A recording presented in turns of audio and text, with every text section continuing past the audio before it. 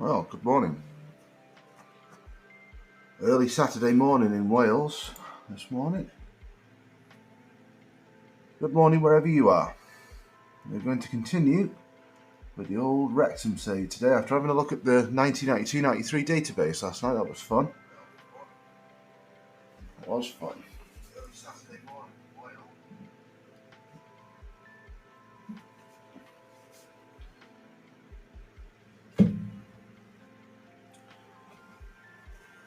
Right. Where are we?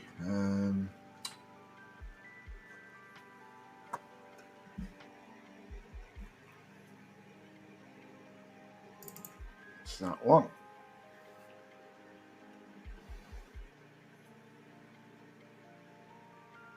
It's weird not seeing the Wrexham shirts there. I loaded it in just to have a look at the new database of the created database. Let's just check. Yeah, that's correct. So we've got the FA Trophy first round replay next. We drew in the first leg. FA Cup first round. We drew.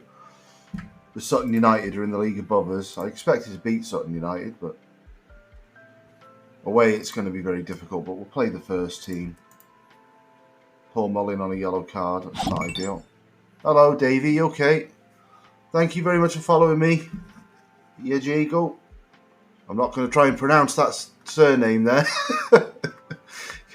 Can you do it phonetically for me? Rod Stuwenki? Thanks very much. That's a nice start to the morning. Right, we want to rest for a day.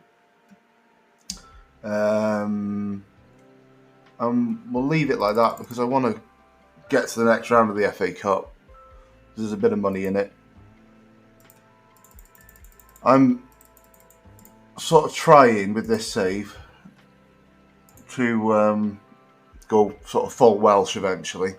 There might be some English players or Scottish players wherever we come through our academy. Yeah. There might be some Scottish players, English players that come through my own academy, but signings-wise, I'm only going to be doing Welsh players. And in real life, Wrexham's real-life superhero is Paul Mullin. And I was absolutely thrilled to see that he did a tweet about 3 or 4 months ago saying that he had a Welsh grandmother and he was registering for playing for Wales. He's from Liverpool. But he was English on the original database, and they've changed him to eligible for Wales because he's got a Welsh grandmother, and he told everyone he did. So I was absolutely thrilled on my save when he switched to being Welsh.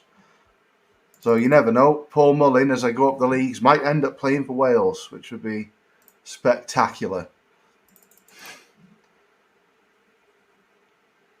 It'll probably go viral if I put that on Twitter and he actually gets caps for Wales because he's absolutely adored by Wrexham supporters. We love him to death. As anybody who knows me knows. Yeah. Yeah, I can...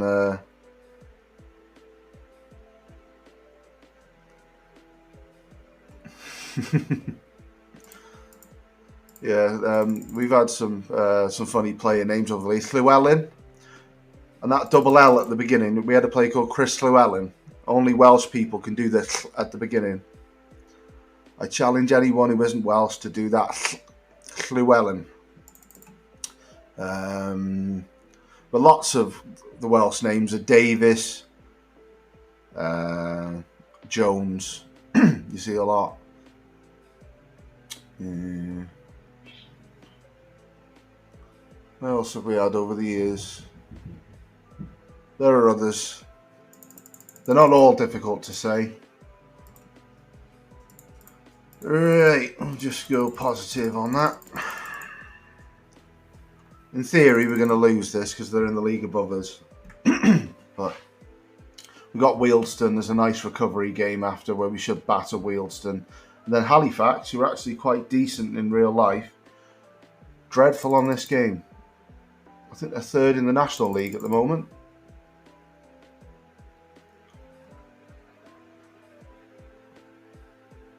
If you root for this club, do you? Ah, right. Okay.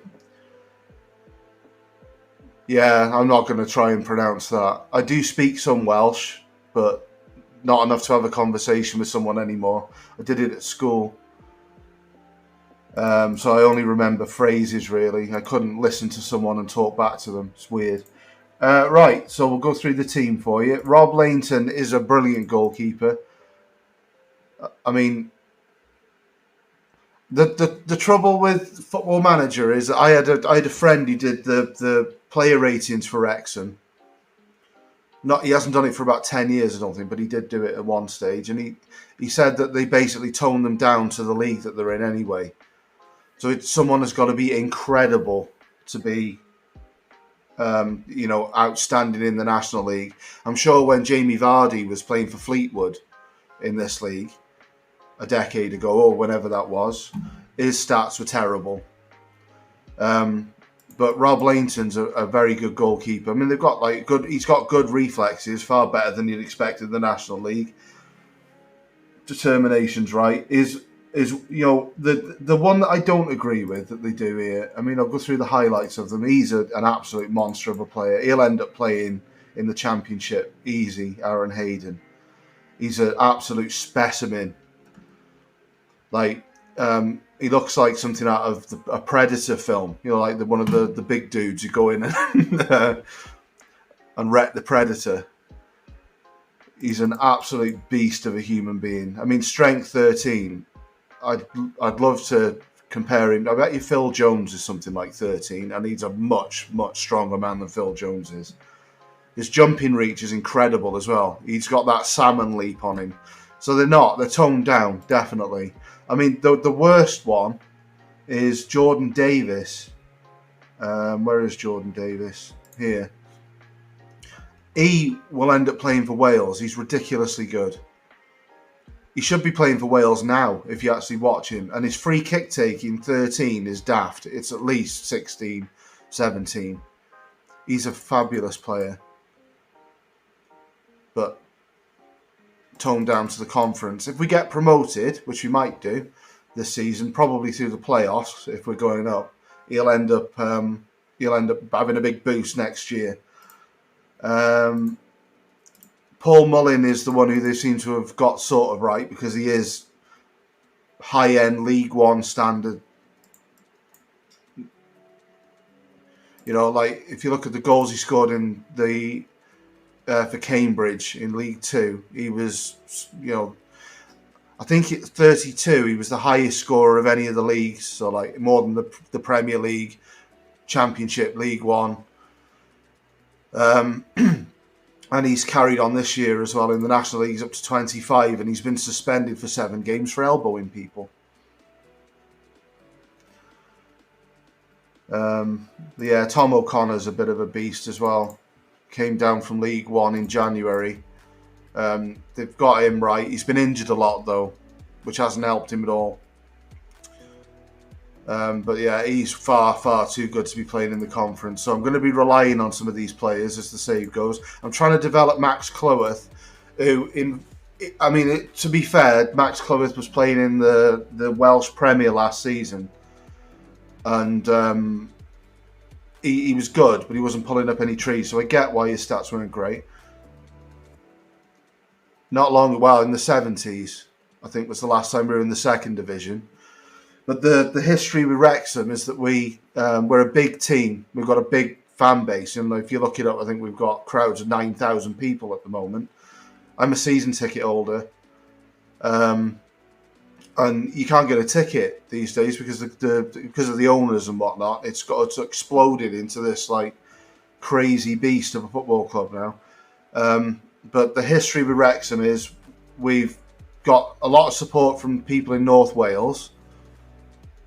And the Wrexham, it's a bit like Sunderland, where most people in Sunderland support Wrexham, but they can have a second team. So some people support Man United and Wrexham, or Liverpool and Wrexham, or whatever. But you're finding now there's a bit of hope behind it. Lots of people are just flocking behind Wrexham at the moment, which is fantastic to see.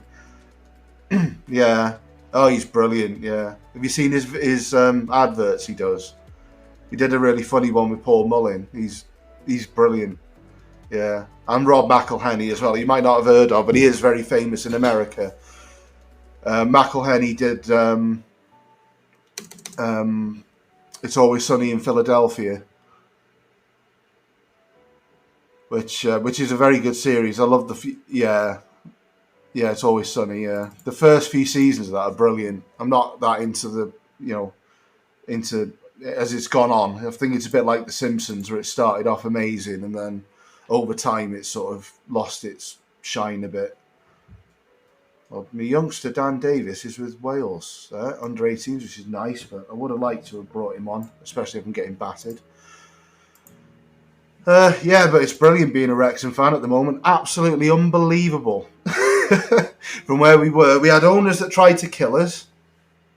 Literally, they wanted to build flats on our stadium and develop and basically, oh God, I've messed that up. And basically put us out of business and move us to Shrewsbury, to ground share with Shrewsbury in England, which they knew was going to kill us. They said we couldn't afford to stay at the racecourse ground anymore, so they had to sell it and build flats on it. That was in about 2004. And the club then ended up with a massive tax bill because they got us into loads of debt that the fans basically paid for themselves. Some people I know put deeds to their houses in to protect the club from going bust. They paid the tax bill off. Yeah, I started watching that. I've only got about 2 or 3 episodes into it. What's it called? Mythic Quest. Yeah, I'm sure it's good. I just haven't had time to watch it yet. But he is a really funny guy. I think the problem with comedy though is that as time goes on, people get offended a lot easier now than they used to. So things that used to be funny aren't acceptable anymore. So it must be really difficult being a comedian or a comedy writer now. Because it's a bit of a minefield, isn't it? Because as soon as you say something somebody doesn't agree with, they try and get you cancelled. Like James Gunn's a good example of that. If you remember, he was the director of Guardians of the Galaxy and all that sort of stuff. And a really super talented director. Yeah, I know.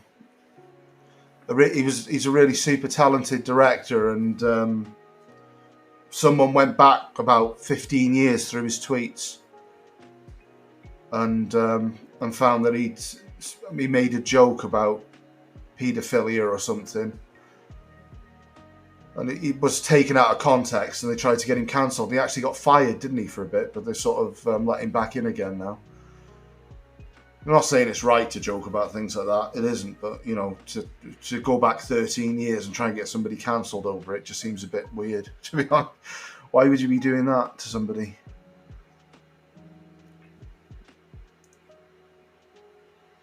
Yeah. But yeah, the older ones are much more shockingly funny, I find. Yeah, exactly. Yeah, I'm getting a bit battered here. I think. Yeah, I mean, if you're intelligent enough to realise that it's a joke and not get offended, then getting offended over everything never got anybody anywhere, did it?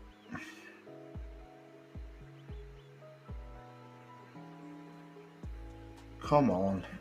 Ah!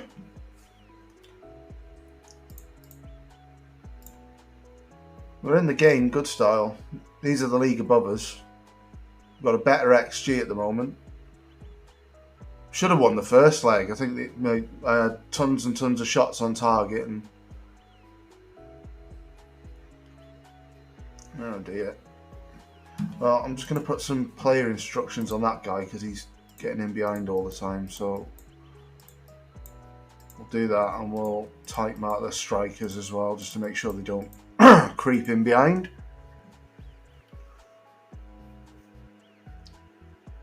But yeah, it's looking good now for Wrexham. The owners are brilliant as well. They do charity stuff for the community and all sorts of stuff. So they do genuinely care, and they get it that if you're popular with the fans, then you end up selling more stuff to people, which is at the end of the day what they're really there for, isn't it? Yeah, they do. They're good people. So there's a lot of clubs owners that don't visit their ground. Who do you support, Davey? Who? Oh, well, we're doing really well here. Why are you getting upset that I'm praising you, you daft bugger? What's that about?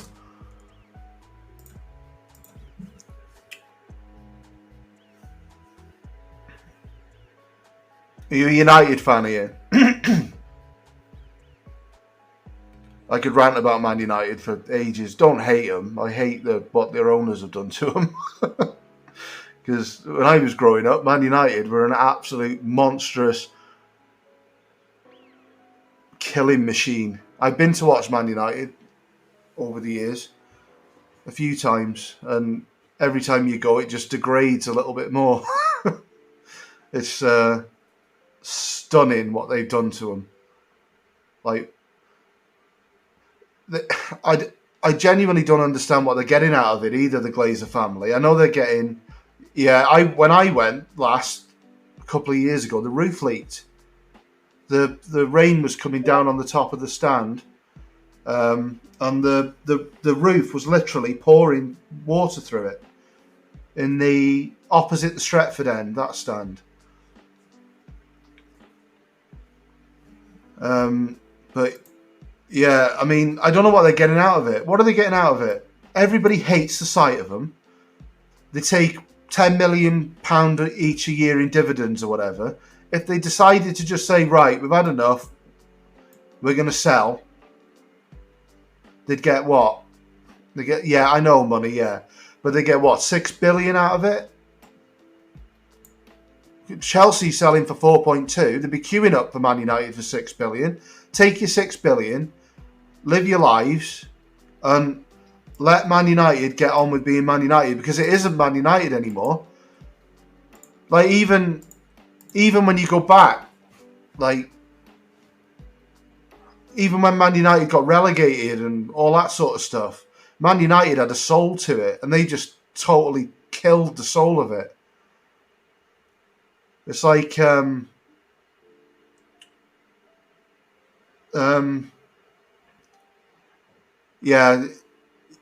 Bezos, yeah. Imagine if Bezos bought Old Trafford and just had Amazon around the edge, like Mike Ashley did with Sports Direct, with Newcastle.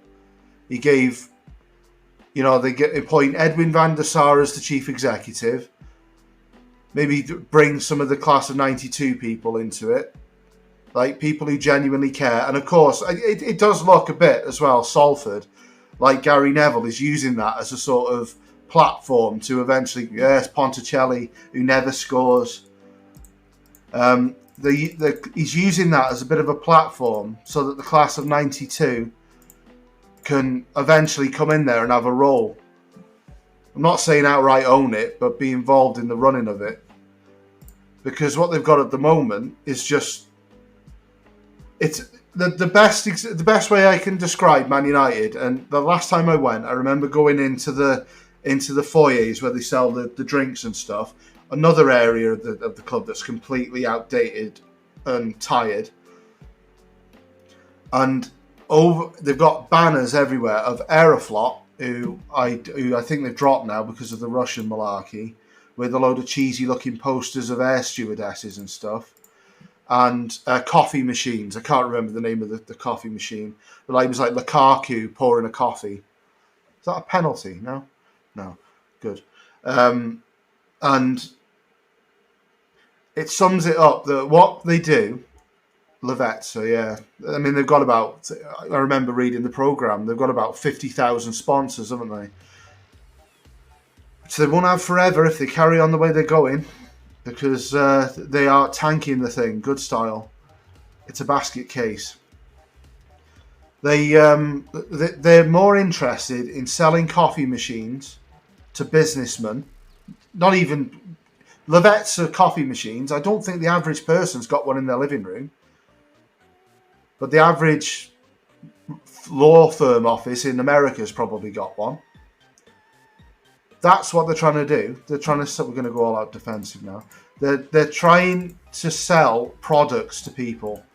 It's almost like it's Disney World rather than a football team. Could you turn that down as well? And it's not sustainable at all. Because people will remember. Yeah, exactly. Yeah. Do you think fans don't care? They just want to watch the football team. And consumers of the products who they're trying to flog to people will only be interested in buying the things if the club is successful and they think, oh, Ronaldo's wearing that watch. I want to wear that watch now. They're very much in danger of being Leeds under the owners that they've got. They've got them in so much debt, they don't know what to do with it all. COVID hit them very hard as well, which has meant they've had to sell some of their shares off to raise some money. Yeah, I mean, like the actual football team itself. I think what you should have done is you should have stuck with Solskjaer and let Solskjaer change the players that he wanted to change. Because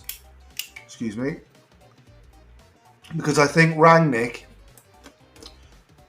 has proved that you can. Like Solskjaer was nicey, wasn't he? I'm sure he wasn't in the dressing room all the time, but Solskjaer was like, "I'll stick up for these lads, and I'll take the flak for these lads, and all that sort of stuff." And for a bit, they got on with him, and then as soon as things started going wrong and things started getting hard, they decided to throw him under the bus, like they've done with all the other managers that have come since Alex Ferguson. Well, there's nothing wrong with bringing Ronaldo back. I mean, look how many goals he scored. He scored as many goals in this season as he did the season he left, I think, isn't he? In the league, at least. The guy's an absolute killing machine.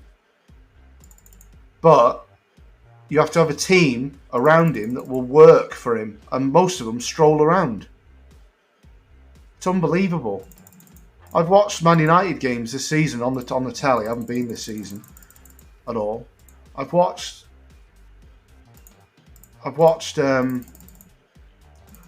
games where even McTominay and Fred, who you expect to be literally there just because they can run around, completely phone it in for Rangnick. I mean, what is going on there? That's all they do. They just run around. Do you know what I mean? Like, something's horribly, horribly wrong with that dressing room. Horribly wrong with it. Max Clubber's developing well, which is nice. Hello. Thanks very much for following me. Yeah. The only way anything will change, and if this was Wrexham now, who are the team I absolutely love more than anything else in the world, right? If it was Wrexham and they were doing this to us and we had the owners that you've got, we wouldn't go to the games. We'd understand that we'd give up our season tickets or whatever for a year, and within a month or 2 months of that stadium being virtually empty, they wouldn't be there anymore. Because they wouldn't be making any money out of it. Sponsors wouldn't want to touch them with a barge pole.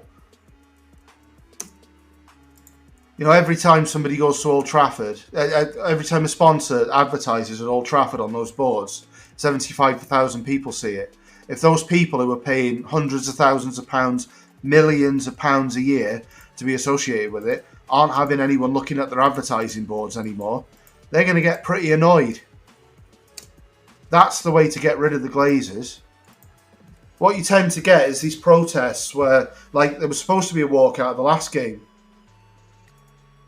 Yeah, I was about to say, the walkout at that game, when it was I saw it advertised on Twitter and all sorts of stuff. It was like, we're going to get them out. We're at 73rd minute. Let's mobilise and all the rest of it. And nobody walked out that I saw. Did anybody walk out? They lit a flare. It's not protesting, is it? That's just... They probably sat there and laughed at that. That's a great goal from Ollie Palmer. Typical target man. Typical target man goal. And hopefully we continue to batter Wealdstone while I'm talking about Man United. Yeah. Yeah. Yeah. I mean, it is sad though, because nobody knows bad owners better than Wrexham supporters. And we know bad owners, trust me, good style. And they're bad owners who only care about themselves. And football teams mean a lot more to all of us than it just being a football team.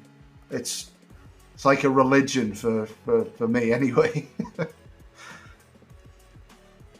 And it's just unbelievably sad what they've done to Man United. And to be fair, the thing that people don't kind of remember, I'm just going to try something actually with this game. I'm just going to put Cloweth on wide centre-back attack just to see how that works. The thing that people don't remember is Alex Ferguson was kind of involved in the Glazers taking over. And he could see what they were doing to it. And he jumped out the ship. Yeah. I mean, how do you go from Scholes and Keane, which is as good at Scholes, Giggs, Keane? But when I was growing up, their midfield was Giggs, who obviously I liked with him being Welsh and whatnot. Yeah, it's a money business, but there's ways and means of doing it. You can make money, but you can also respect. Well, that's another great goal from Ollie Palmer. You can also respect history, tradition, and fan bases, and they don't respect anything other than money. What was I saying? I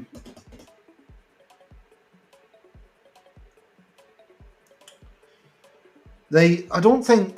In fact, I remember going once, and I sat where the dugout is. I sat just behind the dugout. And I remember Tyson Fury was in the director's box, which is just behind where I was sitting. Yeah, we should batter Wealdstone, to be fair. They're dreadful. Mullin don't miss these. Nah, he's missed it. Oh well. And I remember the Glazer family being there. The two, Avram and Joel, is it? The bald one and the one with the ponytail. But this was 3 or 4 years ago now. And I don't think they've been since. They've not been at all. How can you run a football club from Florida? Yeah.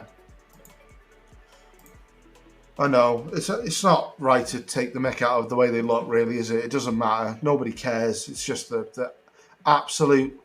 Oh, Ollie Palmer. What a performance this has been. Well then, Ollie... That's 3-0 Wrexham, and I can start to rest some people now. Yeah.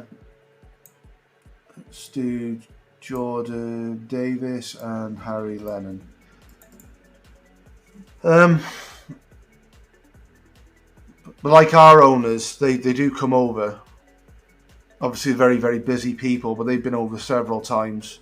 And they always make sure they post photos of them there and talk about what it means to them and all that sort of stuff. But I've got no doubt that we'll end up, might take 10 years. It might take longer, but we'll end up in the Championship, because that's really, fan base wise, where Wrexham should be. Up there with like Swansea and Cardiff. And then to get from there to the next level either takes a really, really good strategy like Brentford. You know, they're a great little football club who've ended up doing it. Bournemouth as well are another great football club who've ended up doing it. Not because they were rich, but because they did things the right way. So it is possible. Swansea did it as well. But to get from the Championship to the Premier League is... You're talking, you need a billionaire owner, and we don't have billionaire owners. Ryan Reynolds, I think, is worth about $150 million, and McElhenney significantly less than that. But the thing, talking about advertising and whatnot, the thing that we do have with Ryan Reynolds is Ryan Reynolds is followed by 18 million people or whatever it is on Twitter, Instagram, and whatever. He's an absolute world star. So sponsors flock to us. Like last season, we had I4 Williams Trailers as our shirt sponsor. This season, it's TikTok. And TikTok aren't short of a few quid. Yeah, I know. And he's so good as well, isn't he, at advertising things. Like I find myself watching Mint Mobile adverts. He owns Mint Mobile in America. I can't buy Mint Mobile, but I watch the adverts because they're funny. So he's a bit of a marketing genius. And at the end of the day, with Hollywood and films and whatever, you don't last forever, do you? You have a shelf life. You know, as soon as you're old and ugly, no one wants to put you in their films anymore. So he's invested he owns Mint Mobile, Aviation Gin, on that, and Wrexham. So he's got a big portfolio of companies that he runs. So we could make money without him putting money into it, which is such a nice position to be in. And it's a kind of unique position as well, because I don't know of any other football clubs that are owned by movie stars. And presumably as well, when they put Deadpool in the MCU, which will happen eventually when they figure out a way of doing it in a PG-13 way, he's going to get paid the Robert Downey Jr. bucks to be in it because he's going to be the biggest star. We've conceded a silly goal there late on. It's well worked by them. We've turned everything down, to be fair, so you expect it. 3-1 Wrexham. Yeah, but I mean, the players that they've signed as well proves that the people who they put in charge of running the football side of the club know what they're doing. Good style, because other than a couple of them who've been injured all the time, more than anything else, Paul Mullin he's like lightning in our league. Every Wrexham supporter absolutely loves him. Yeah, well, they've put a guy called Les Reed in charge who worked for the FA for years and years, and I think he was director of football at Charlton for a long time. And Aaron Hayden is a championship level centre back who they brought in. Paul Mullin is a championship level centre forward who they brought in. And funnily enough, they stand out as being absolutely cracking players in our league. Both of them have been amazing. Tozer as well. If I just show you Tozer, he's a little bit underrated on this, but I mean, he doesn't look too much. He's a typical League Two player if you look at that, but I mean, he's had a big career really. He started at Newcastle, and he's a proper Football League player. A really articulate, good leader. Like he was one of the first ones they brought in. He got promoted last season, I think, as well, from League Two into League One. And he's dropped down to Wrexham, presumably because they paid him more than anybody else, and they've given him a 3-year contract at 31. But the best thing about Tozer is the long throws, which you have to see in real life to believe him. He's got 18 on this. He can hit aircraft flying in the stratosphere with that long throw. It's ridiculous. He can throw. It's more powerful than having a corner. Seriously. Yeah, he's ridiculous. Like you would not believe it unless you saw it. He goes right back up to the advertising board, runs at it, and then does this like flick with his whole body, and the ball just goes straight across. And the strap for Wrexham is always hitting Hayden, because Hayden is such a good athlete, the centre back. He jumps like a salmon and heads it into the net like Ronaldo does, and that's happened. Must be 10 or 12 times this season, and Hayden's a centre back. Yeah, I have got it set up on here. We do score from it every now and again, but you do end up just like in real life with it occasionally floating into the goalkeeper's hands. Hall Johnson's injured. No, not injection. Leave to physio. I find that injection thing. I did it once because I needed somebody to play for a cup final. And if they've got low determination, they panic about it and complain. Have you ever seen that? I didn't know that until it happened to me. They sort of go, oh, I'm not having an injection. So you've got to convince them, and they get sad about it. But if they've got high determination, they get on with it, which is cool. So the next game, Halifax, who in real life are third in the National League. Quite a big team as well up in Yorkshire, right by where Leeds are. And they're 16th.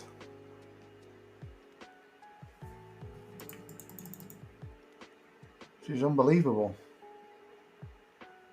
And after that, we got Bromley, who are a decent team, but fixtures are starting to pile up a bit now. Let's bring Jordan Davis back in to give him a game. And I think we'll leave it like that. Did I praise Ollie Palmer? No, better praise Ollie Palmer for being amazing. Here we go. But yeah, in terms of the Premiership, I would imagine that in the next... Do you remember when everyone sort of laughed at Manchester City? Like, oh, Manchester City, yeah, right, yeah, they'll be big, won't they? Oh, God. Look what they've become. No probs. Good luck. Yeah, I remember people laughing at Manchester City when they got their oil money. And some people are like, well, they're gonna go on and dominate English football for the next... Lainton, what are you doing, pal? They're gonna dominate football for the next 100 years and all that sort of stuff. And Man United fans laughing at them. Good God, they're not laughing anymore. And now, of course, we've got Newcastle. We're going to do exactly the same thing.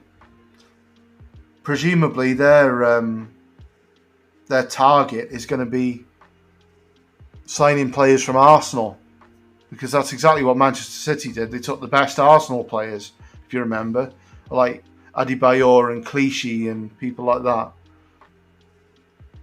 So they'll go and target the Premier League teams.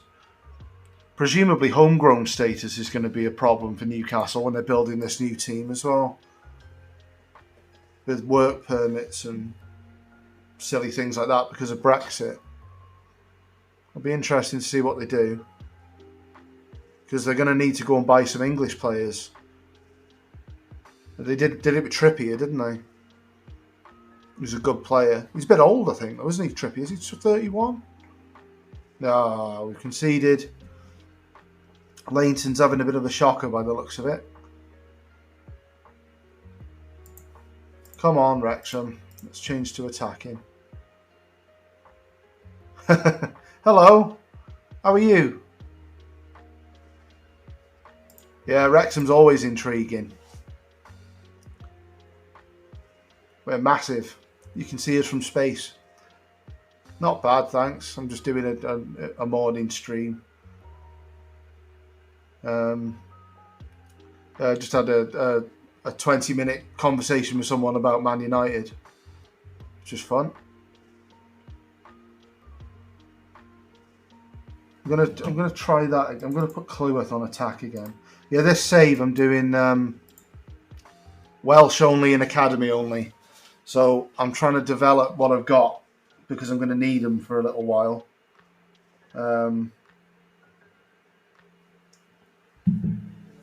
Like Cleworth here, who's one of my academy players. I'd rather develop him than just buy somebody.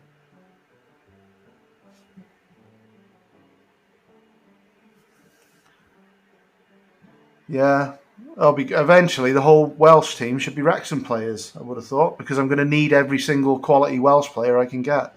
Although getting to the Premier League is going to be virtually impossible.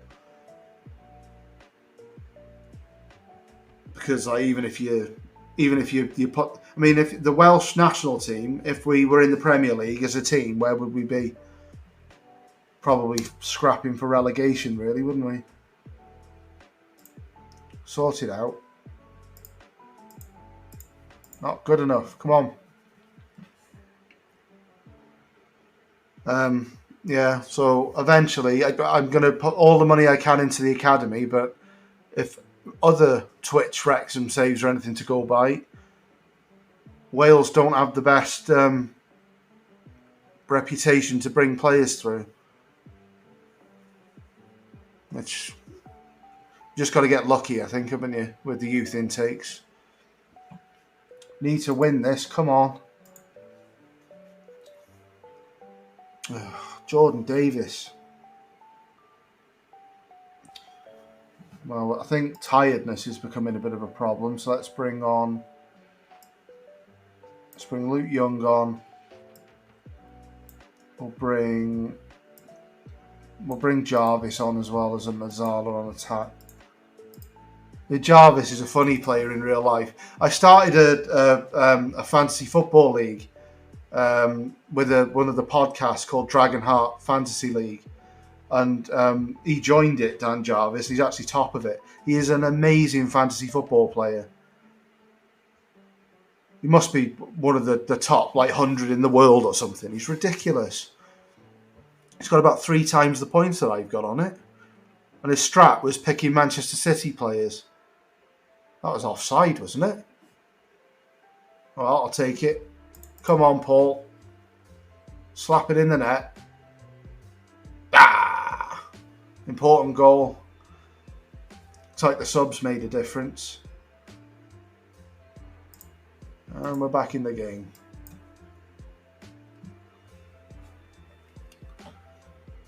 Yeah. But yeah, talking about Newcastle. Newcastle, I would imagine now are going to go hunting for all of the better Premier League players from the clubs who will actively sell to them, i.e.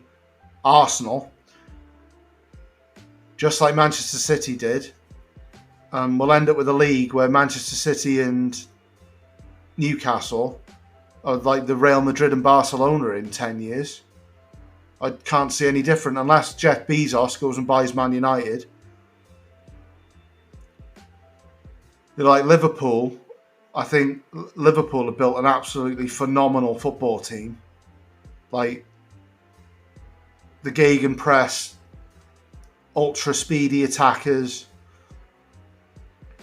Yeah, I know, I hate it just as much as you do. Dan Jarvis is good at fantasy football, misses. Could have been a big moment.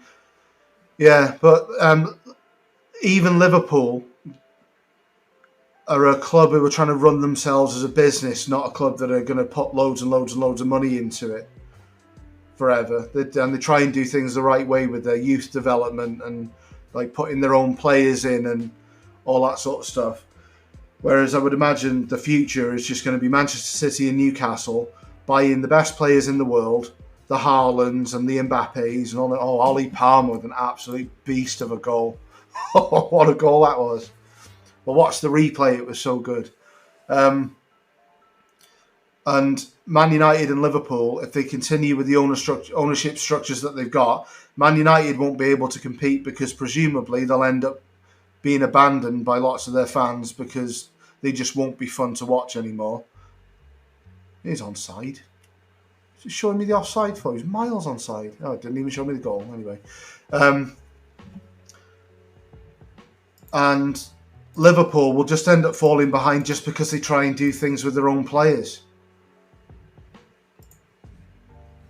Which is very sad, isn't it? That's football. Money talks, unfortunately, and if you've got more money than anybody else, you're going to be top of the league. It's quite simple. But, you know, how often does a Leicester happen? And even Leicester had ridiculous owners. Yeah, I know. Who do you support in Scotland? Are you the one who supports Ayr? Someone I've spoke to on here supports Ayr. Go on, Paul. Oh, well done, Paul. Brilliant goal. Yeah, but Scottish football just seems to be, from anyone outside of Scotland anyway, just seems to be Celtic Rangers. Yeah, you are the one who supports Ayr. Celtic Rangers, and then nobody cares about anything else. Do you know what I mean? Because it's only ever Celtic or Rangers who win that league. And then there were the years when Rangers went into they're a second division, aren't they? The second division? Rangers went bust, didn't they? Because they tanked themselves with debt. Yeah.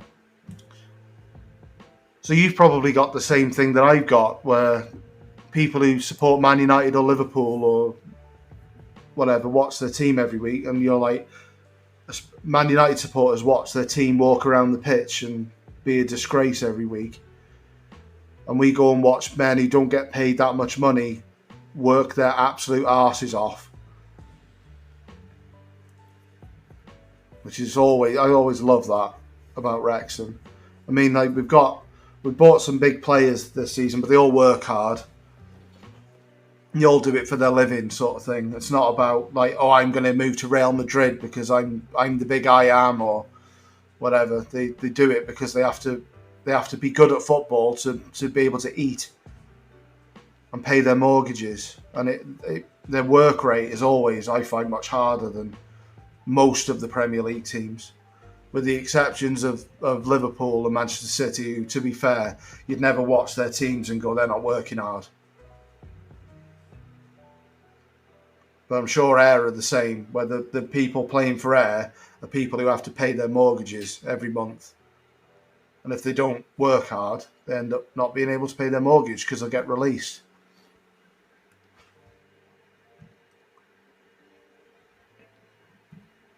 Mm-hmm. Well, it's a brilliant comeback. Inspired by my brilliant substitutions, of course. And my team talk at half-time. Well done, boys. Does that take us top of the league? It does. It's looking good. Only lost to Maidenhead and Woking so far.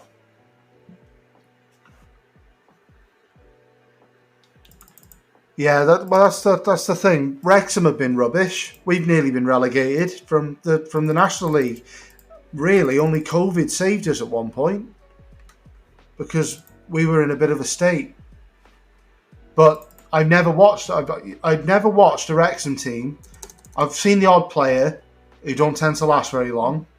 Like I said, they've got to pay their mortgages and whatever. And if they don't play up to the standard or they don't work hard, they get released, don't they? That's life.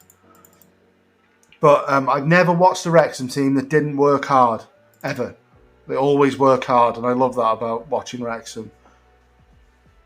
They work like animals. Oh, Paul Mullin injured. No. What's the matter with him? Oh, he's all right. We'll put Ponticelli in for this game against Bromley. Welcome to anybody who's new, by the way. Actually, 7 people at the moment. If you want to let me know who you support, I'll have a rant about your club.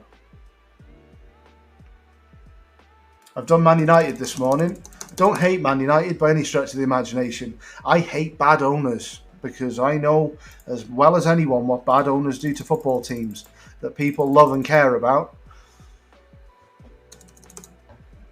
And it isn't nice, is it? When they treat you as a money machine. Yeah. Well, they're doing it for fun. Did you say England? Oh, so you live in England then?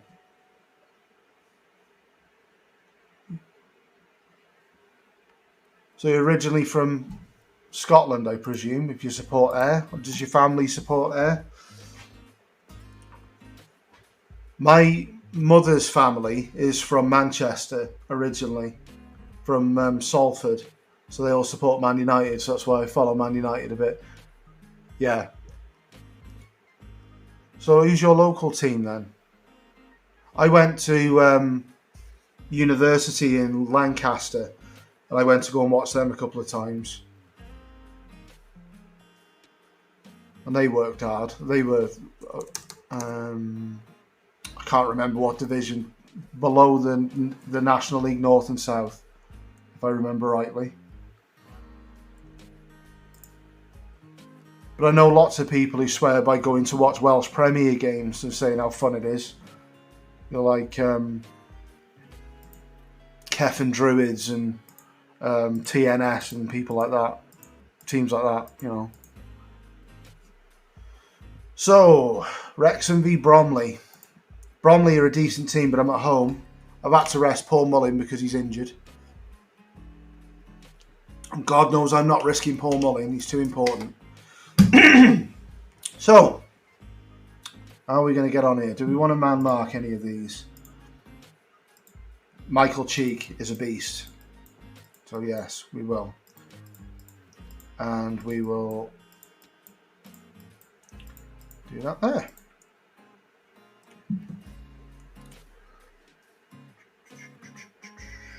The league's looking good. I'm really pleased I'm developing Max Cloworth, who's got a really high ceiling, which is encouraging. They've actually watched him. Winter update, they've obviously updated him because he was terrible in the previous database. But I think he's going to be really good. Ilkeston. What area is that in? Ilkeston. Is that around... Is that in the northwest? No?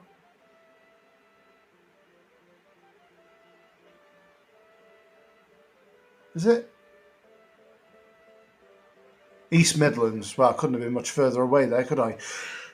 Yeah. Oh, it's a good goal. Jordan Davis off the post. East Midlands. So, like, are you near Solihull? Or Aston Villa or Birmingham? Are they sort of the big teams around where you are? Say Solihull, a big team. They're a very good team, Solihull. Like, Jesus wept. They're good.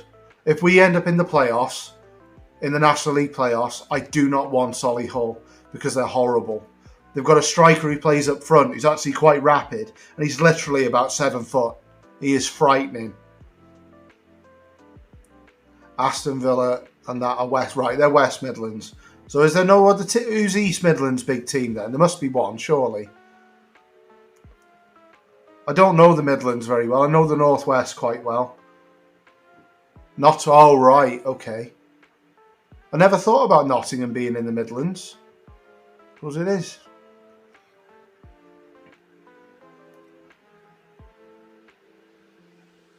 Yeah. But Derby, another club with owners who've tanked it.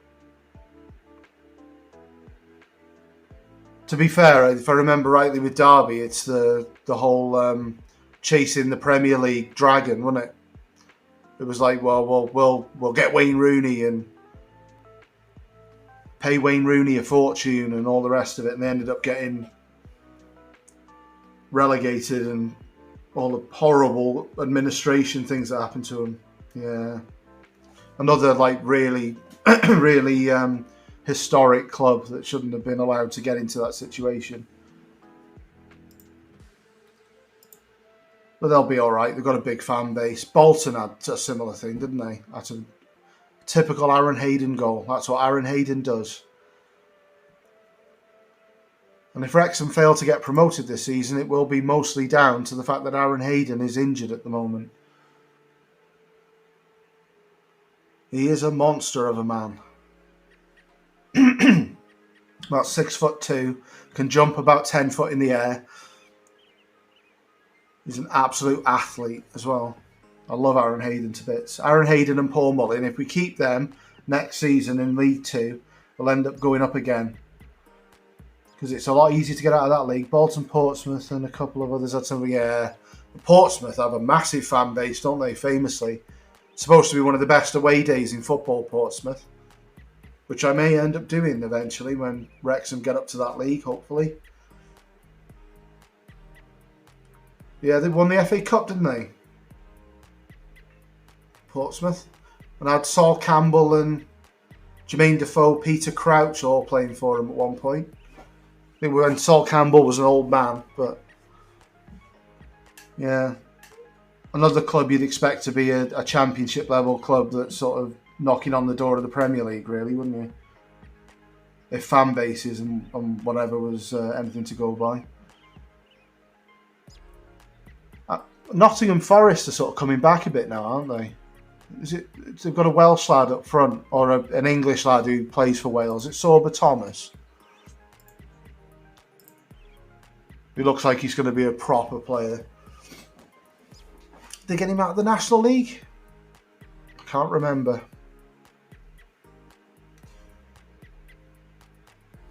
I think we'll turn it down a bit. Just keep the ball.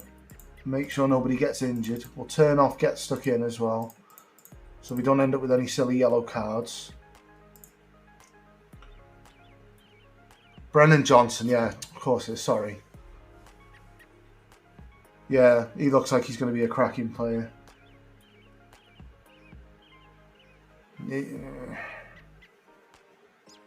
Nearly.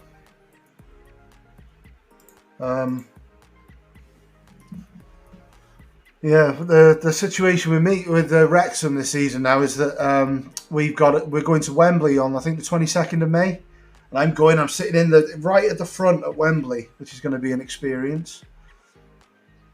I've had people go to Mickey Mouse Cup, the FA Trophy, and nobody cares about it. It means something to us.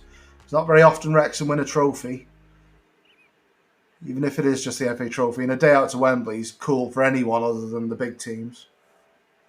Yeah, he's going to be cracking, isn't he? You might find one of the big teams pick him up, especially if they don't get promoted. Like maybe a Tottenham or someone like that. Cup's a cup, yeah, and Wembley's Wembley. For fans of clubs who don't get to go very often, it's a major day out for us. Going down there on the bus, coming back again on the bus, which will be an experience in itself. They say no drinking on the buses. There's definitely going to be drinking on the buses. I can assure you. Yeah, and then we've got to get ourselves up for the playoffs by the looks of it, because we've got Stockport tomorrow in an absolutely monster game, because they're top of the league. They're 3 points in front of us.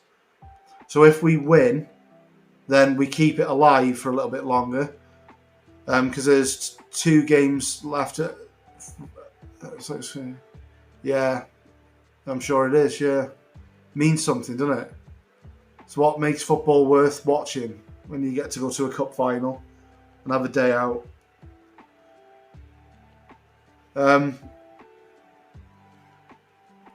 Yeah, I mean, I've never been to Wembley. I've been to Wembley once, and it was fun. I remember the hot dogs were like 12 quid each or something.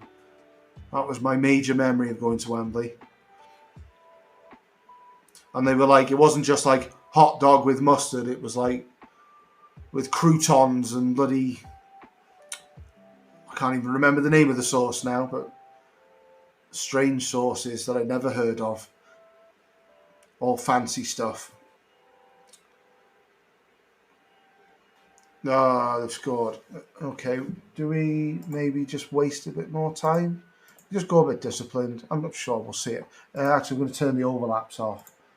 That'll help. Just keep the ball. Don't do anything silly. Yeah, the price of a hot dog.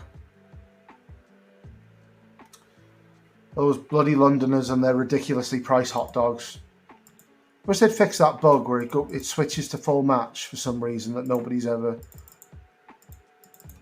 understood. Did that last year as well. Well, 7 people in at the moment. Thank you very much for joining me. If you want to tell me your support, I'll have a rant about your football club. Done one about Man United this morning. That was fun. And their terrible, terrible owners. Yeah, I know. So it seems like something that should have been fixed, doesn't it? Ooh, nearly got a third there.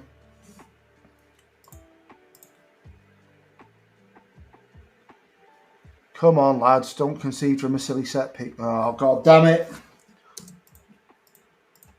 Oh, it's bad.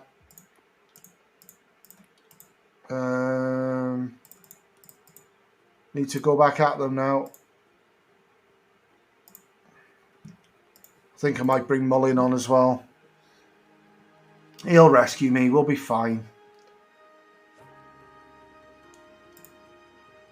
There is only one Paul Mullin. Here he is.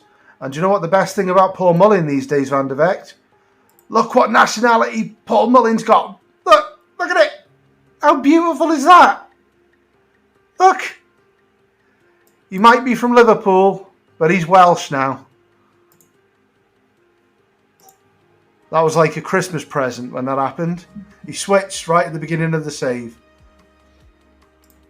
Let's bring Luke Young on. And Dan Jarvis on. We'll take McFadden off and we'll put him there. Mazzala attack. Deep lying forward support and switch them over. And we will change the wide centre backs to attack. Because I don't want to draw at home. How are you doing, Van der Vecht? You alright? I'm doing an early morning stream. Although for you, I suppose, let's say early morning, it's 10 o'clock now. I suppose it's 11 o'clock for you, is it? How are we not winning? Come on.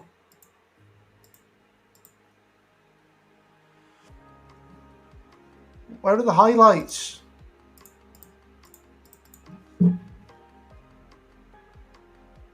No, it's a highlight. If they score, I'm going to be furious. It's water bottle job if they score. We've thrown away a 2-goal lead. You just woke up, you lazy bugger.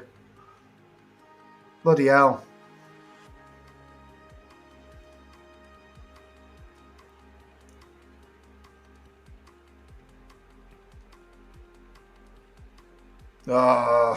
Shoot. Oh, it's a penalty.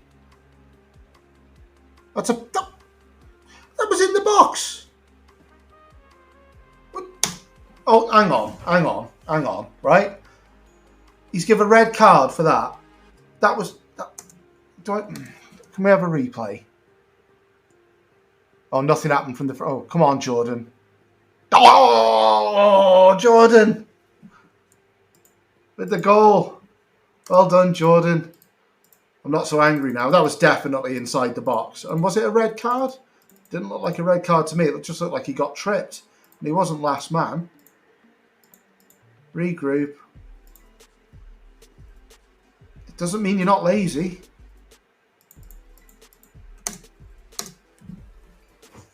Hashtag fact.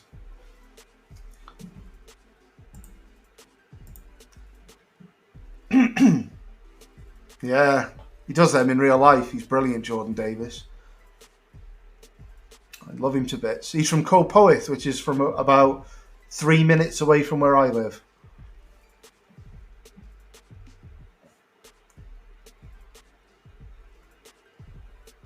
Yeah, I'm always right. I don't know whether you've noticed that.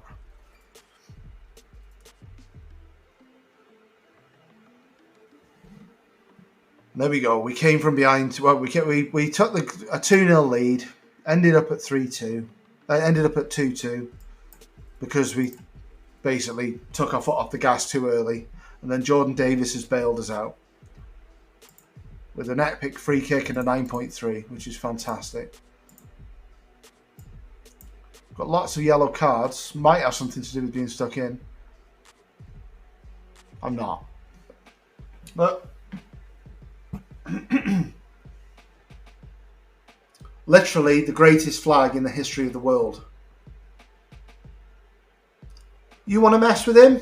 I don't want to mess with him. Look at him. Look how angry he is.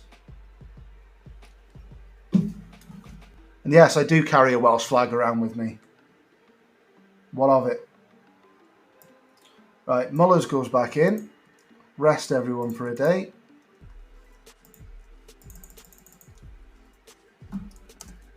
Wait a minute, what's this now? Is this the FA Cup second round against Wigan? Okay. Where are Wigan? Terrible in League One. Yeah, let's play the first team and try and beat them. And then, of course, if we get a third, is it the where are we? First round, second round, second round, second round? Is it second round? Second round, yeah. So if we get through that, then we end up in the third round, and we may well end up with a Liverpool or a Man United, and that would give me some money. I'm trying to think of some lore. Well, if you watch Game of Thrones, the only thing that can kill them in Game of Thrones is those massive harpoons from the big ballistas, and they've got to hit them between the scales. So I would imagine that a giant ballista. Yeah, but what's he faffing about with jewels for? What do you want to faff about with jewels? Right? Do I want? Yeah, why not? Most flags, sort of. If you think about the American one's got the eagle, and he's got the little arrows and the olive branch, hasn't he? He's like, peace and war if you fancy some. We've got this thing, which basically said to the English, we ain't going to be messed with. Although, of course, they invaded us and have dominated us for the last 200 years or whatever it's been. 300 years, 200 years, 250 years. Your flag should say, we're not getting messed with. Jewels. What does that say? It says we want to look nice. Again. Malaysia or something.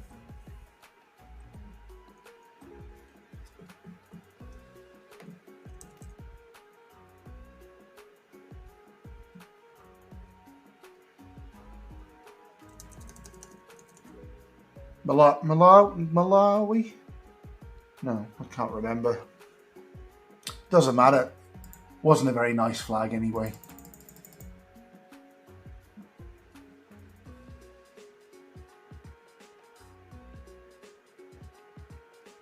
This flag actually was a gift from our owners. We got the we had a big game. I can't remember what the game was, but they put them on the seats for us when we went in. So that's cool, isn't it? Free flag. I think they're £11.99 in the club shop. Bhutan. Oh yeah, Malawi has the sun. Or a plate, as it looked like to me. Well, Dover seems like a perfect opportunity to rest people. They're not English. They're not English. One's Canadian and one's from Philadelphia. Get your geography right, Van der Vecht. There's nothing English about the ownership of our club. Last time there were English people running our club, they tried to build flats on our stadium. Fact.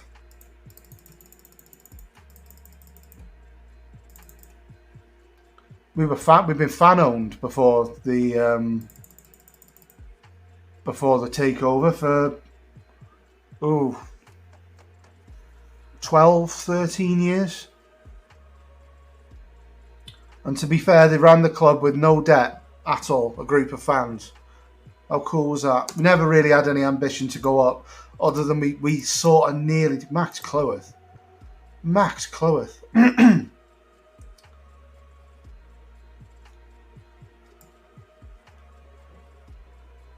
Oh, you mean our English overlords?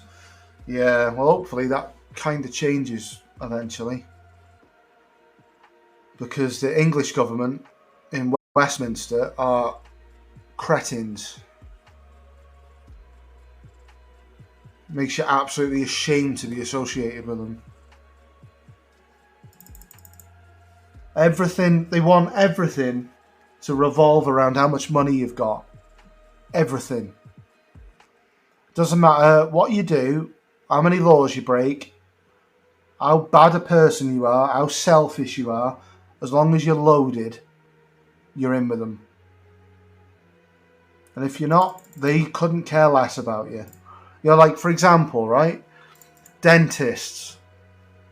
We have, I don't know if you know about the NHS here, where we all pay into with national insurance, we pay into a scheme. that they take up basically your national insurance like tax that you pay, so that you have a dentist and access to whatever treatment you want within reason, to fix you if something goes wrong with you. NHS dentists used to be a thing. Now they've killed them off. So what they basically did is not pay the dentists enough, and they've all just left. So now there are people having to travel 200 miles in this country to go and see a dentist because they can't afford dentistry. So of course that ends up with a lot of people sitting at home, not being able to eat properly because they've got bad teeth, because they're not going to travel 200 miles. They can't afford to travel 200 miles. That's the country that we're becoming now, with the government that we've got. And then you've got Brexit, which don't even start me on. Jesus. It's been a complete disaster. Have you got I don't really know anything about the Dutch government. What's your government like? Is that a sort of liberal government? Or is it a horrible right-wing, nasty dystopian government like we've got?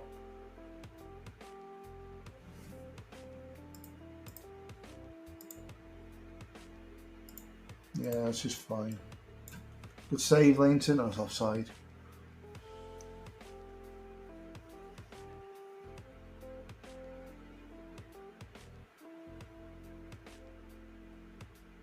Doing well, considering this is a League One team we're playing against. They've not had a shot yet.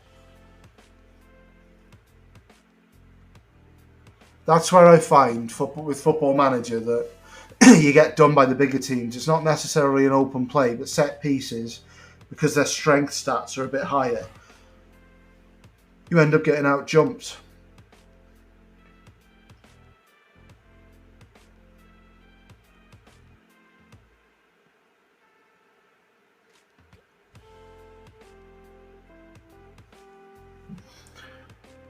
Come on.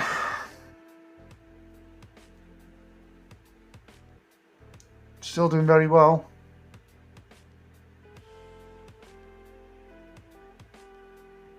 You mean our Prime Minister? Old Boris. Yeah. Do you mean Boris or yours?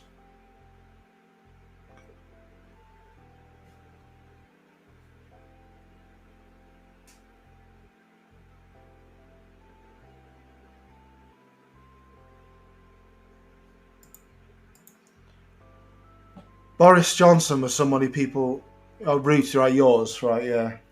But they're all at it, aren't they? It's just how well they hide it at the end of the day. Game going a little bit laggy. What you doing, game?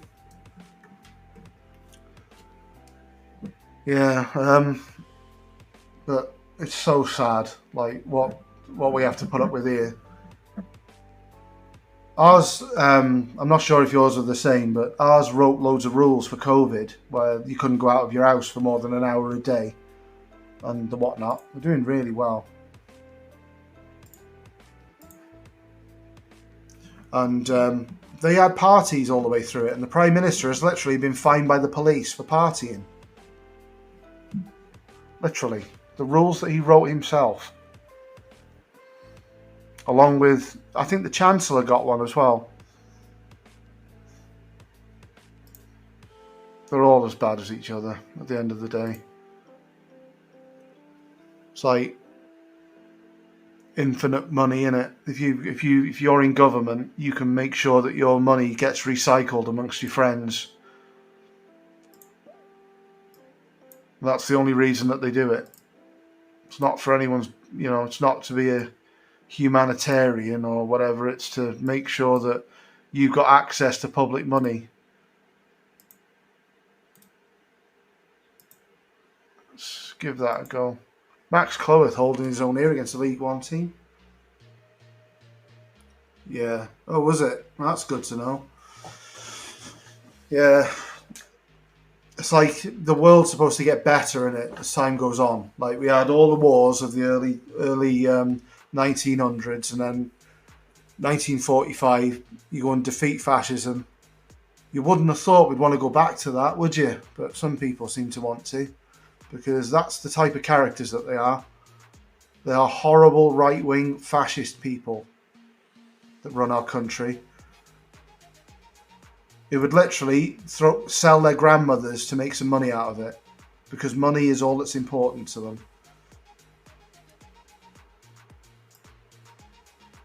Paul Mullin having an absolute stinker. Let's put Ponticelli on. And Harry Lennon.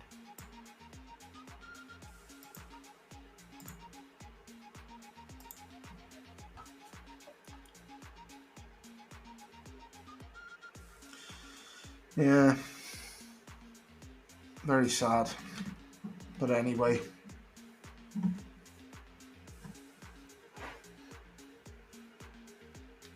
Come on, Paul. You're better than this. I would imagine they're going to win this 1-0. Just got that feeling. But it's encouraging that we're playing a League One team and holding our own good style against them. Hopefully 2 years ahead of schedule. Come on. Keep them out. Yeah, we got out jumped. Ah! Well, we may as well go for it. There's no reason to not go for it.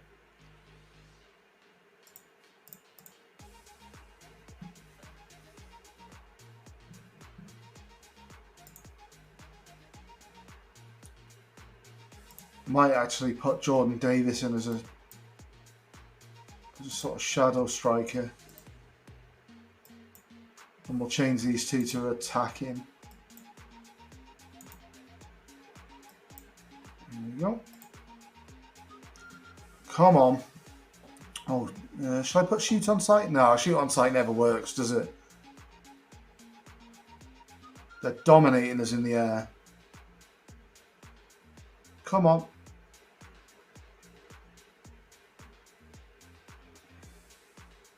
Let's get it in now. What was that? That was dreadful.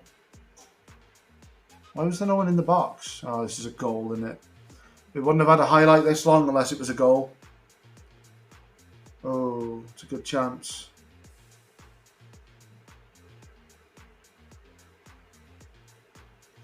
Come on, Wrexham.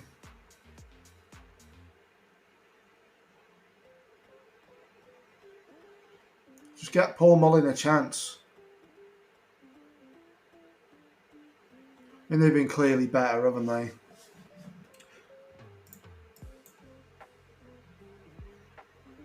It's these set pieces and done in the air every time. Go on, Paul. Go on, Paul. Welsh Paul Mullin. Go on, Welsh Paul Mullin. That was diabolical. Go on, we'll get Luke Young on for the last few minutes. Come on, boys.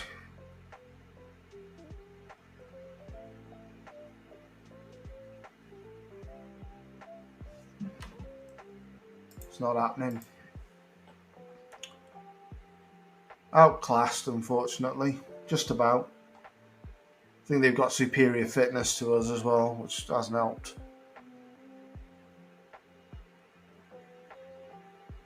But a good learning experience. At least we got to the second round of the cup, which is nice.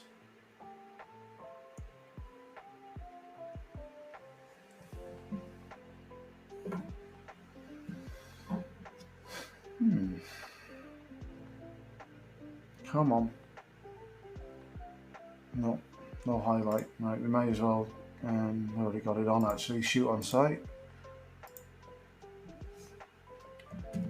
Can we come up with something? Can we come up with something now? It's over. Oh well. FA Cup run over. Oh.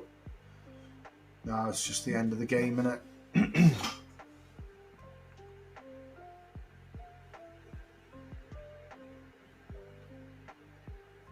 That's a good tackle from Cloworth. I'm really excited about Cloworth. I think he's going to be really good.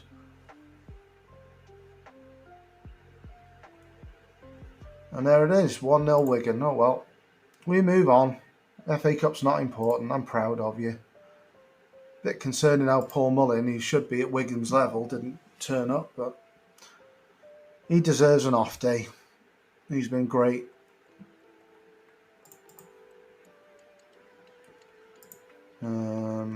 Top scorer in the National League? Of course he is. This guy, in real life, I mean, I can't see him because my scouting's not great. Mark my words, if he comes back from his injury, he's got a leg break at the moment in real life. If he comes back from his injury, he could be like Jamie Vardy was. He's 24. Shamanga, he's 24 at the moment, so he's not really had a brilliant career so far. I mean, like, he's only really played in the National League, but he is so good. Like, you wouldn't believe how good Shamanga is. I saw him play against Wrexham earlier in the season, and he got to, I think it's 24 league goals, but he did it 2 months ago. He did it at the end of February. Single-handedly, nearly putting Chesterfield in a position where they were going to win the league. And then as soon as he got his leg break, they couldn't score goals.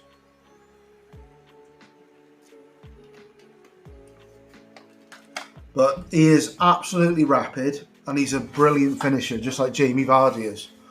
So it wouldn't surprise me if he comes back from this leg break and still has the same pace and whatnot. A big team goes and as a punt on him, because he's not going to cost them more than $500,000, is he? But Shamanga could be a name to watch. Good style. I think all that holds Paul Mullin back a bit is the fact that he works incredibly hard, and technically he's a brilliant footballer, but he's not got that athletic pace that you need to play in the Premier League or at the top end of the Championship. He's not a natural athlete at all, but Shamanga is a natural athlete, and he is horrible to play against. Good style, horrible to play against. There's no way he's going to be at Chesterfield next season, even leg break or whatever. There'll be a Championship team who'll take a punt on him, I'm sure. And we've got to keep Paul Mullin away from big teams as well, because they'll want him, because he's been exceptional. Keep it the same, I think. No, he'll be fine, Tom O'Connor. No problem. Right, so National League, Dover. There's actually, if you go on Wrexham's YouTube channel, there's a documentary on the Dover game from earlier this season, because we famously beat them 6-5, and we were 5-2 down after an hour, and I'm in the documentary, so we'll give it a watch. It's about 2 hours long. Yeah, well, Everton, another club with an owner who hasn't got a clue what he's doing. Very wealthy, wasted lots and lots of money, but good lord, are Everton a mess. What owner, right? So here's the thing, you know Van der Beek, right? You hate Ajax, right? I hate Chester. Facts. It's part of life. That guy comes into Everton with all the money that he's got in the world, and he can pick any manager that he wants to pick. Who does he go for? Rafa Benitez at Everton.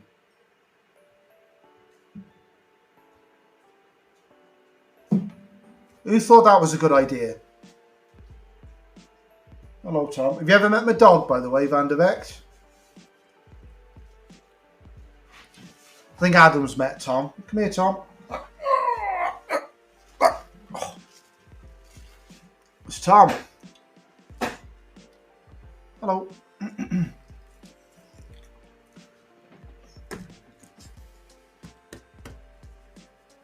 Alice has got the cats. I've got Tom. Tom Cam. Hello. Yeah, when I eventually ascend to affiliate and I can use, you're really uncomfortable here, aren't you, Tom? Let's be fair. Oh.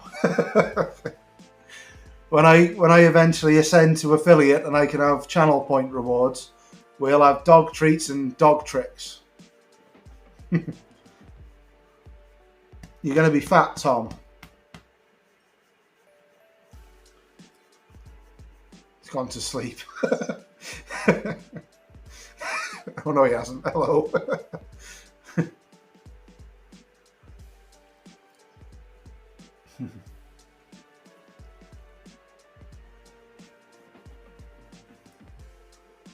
Yeah, he's far more entertaining than I am, so we'll leave Tom on the cam for a minute.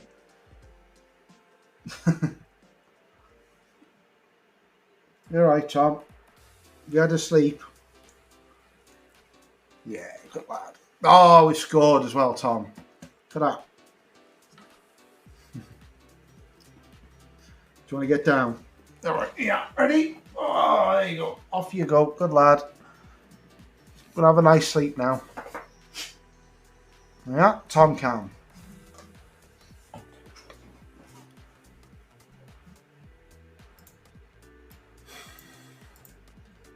He does paw, he does lie down, he does roll over, he does stand, and he will walk behind you if you tell him to walk behind you. He's very clever. He's much more intelligent than I am.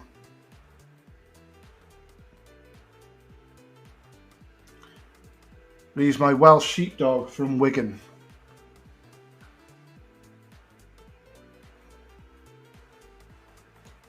Called Thomas.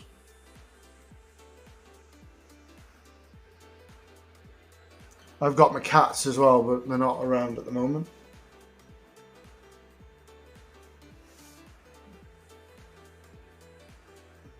Toby's a bit old for being put on camera anyway. He's a bit brittle.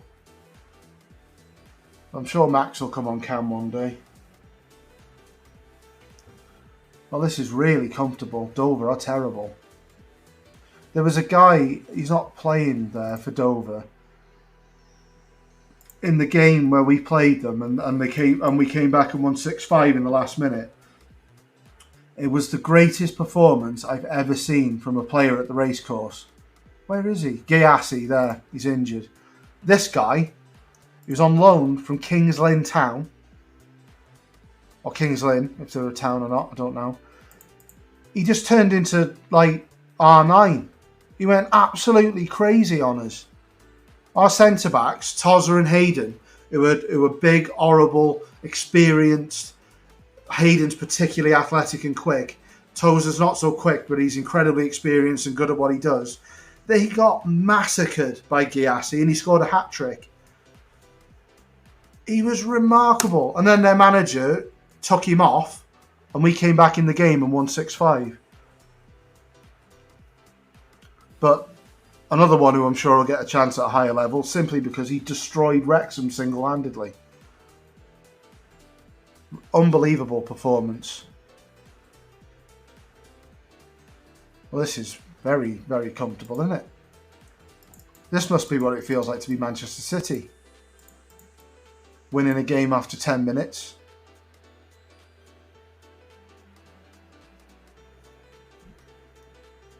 I hate that about long throws where it just goes straight to the goalkeeper.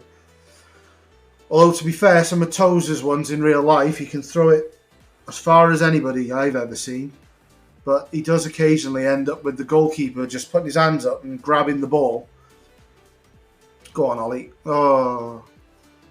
The goalkeeper will just rise up, grab the ball, and then flick it up and smash it. And then what you end up with is a sprinting race between our fullback and their striker for who can get behind, because those long throws, we commit virtually everybody forward to them because they're so dangerous. He can hit aeroplanes with his long throws, Ben Tozer. It's unbelievable. You've got to see it to believe it. Oh, that was a big chance for them. Oh, Parfit Williams. But of course, Dover's still on -5 points on this. In real life, they've just made it to 0 with 2 games of the season left because with COVID, the National League North and South were completely cancelled because of it, because they couldn't afford to play without the fans coming into the stadium. but because the National League have got a TV deal, they decided to carry on playing with some government support and stuff. But Dover just went, "No, we're not playing. We can't, too much COVID and all the problems of COVID and all that sort of stuff." So rather than kick them out of the league for doing that, they deducted them, was it 12 points? So it's taken them all season to get back to 0.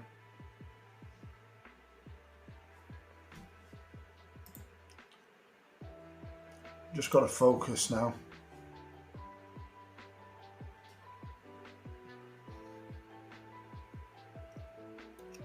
I think we're in control. We'll just make shorter passes so we make them do a bit more running.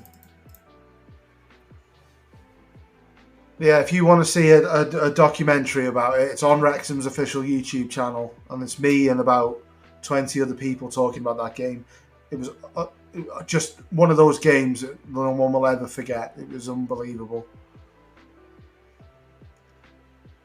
They're in the game. Good style.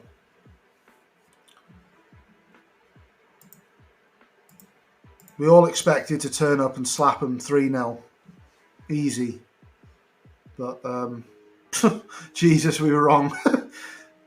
And then the limbs after the goal, when we scored the 6th goal, it was just unbelievable. I laughed about half an hour straight after that game. It's like, never witnessed anything like it in my life. Dover at home, 2022. Unbelievable.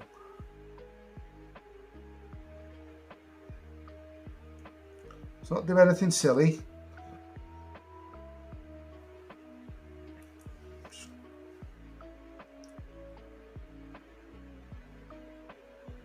I think you send the link. No, I put a picture of me on it, didn't I? I haven't sent the link. It's something like, if you go to Wrexham's YouTube channel, it's something like "What a Day" or "A Grand Day" or something. But it's like the Wrexham's manager, Jordan Davis, a Wrexham player, Luke Young, Wrexham's captain, few of the Dover players, and about 5 Wrexham fans. I'm one of the Wrexham fans. Talking about it. It was unbelievable.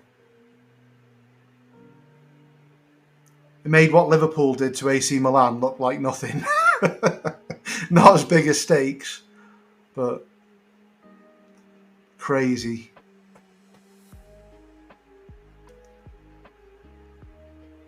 It is like very frustrating when you've been a Wrexham fan for as long as I have, though.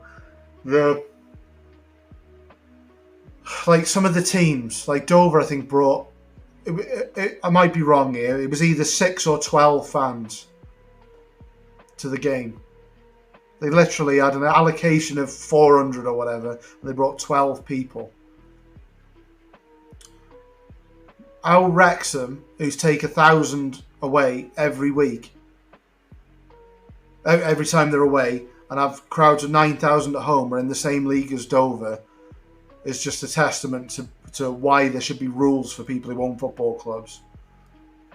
That they shouldn't be able to behave skullduggerously and tank it. Unbelievable. You know, it's like basically the National League is, oh, that's a red card. Get off. Get off, Parfitt Williams. Please, my player didn't get injured there.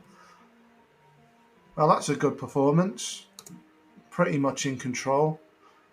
Yeah, like the National League is like a sort of graveyard for clubs that haven't been run properly. Like big football clubs that haven't been run properly. Notts County are in there now. Wrexham. Chesterfield shouldn't be in the National League. You know, Stockport, of course, another very, very well followed club who shouldn't be in the National League. But the problem is you end up with a big bottleneck because there's only you can get out 2 ways. You can come first, or you can win the playoffs. That's it. All the leagues above us, of course, you have multiple positions where you can go up. And then League Two has 2 relegation spots, obviously. So to get out of the National League, we got over 100 points once. No, was it over 100 points? 90-odd points anyway, and we came second and ended up not winning the playoffs, even though we were by far the second best team. It's a good 10 years ago now. But it is such a hard league to get out of, and it is so horribly, wriggly, nastily competitive as well. Shall we bring Brisley in for a game? No, we'll do Harry Lennon, seeing as he's suspended, and we'll put Brisley on the bench. We need to rest everybody. Here we go. You know, if we stay in this league again next season, we've made so much progress with the players that the owners have brought in and all that sort of stuff, but it will be heartbreaking if we've got to spend a 15th year in the conference. Oh my God, it's been a struggle. And the other thing is, of course, that you've got to remember about going into the playoffs in this league is anyone who's ever watched the National League match will know that the standard of the refereeing is utterly abhorrent. They are terrible.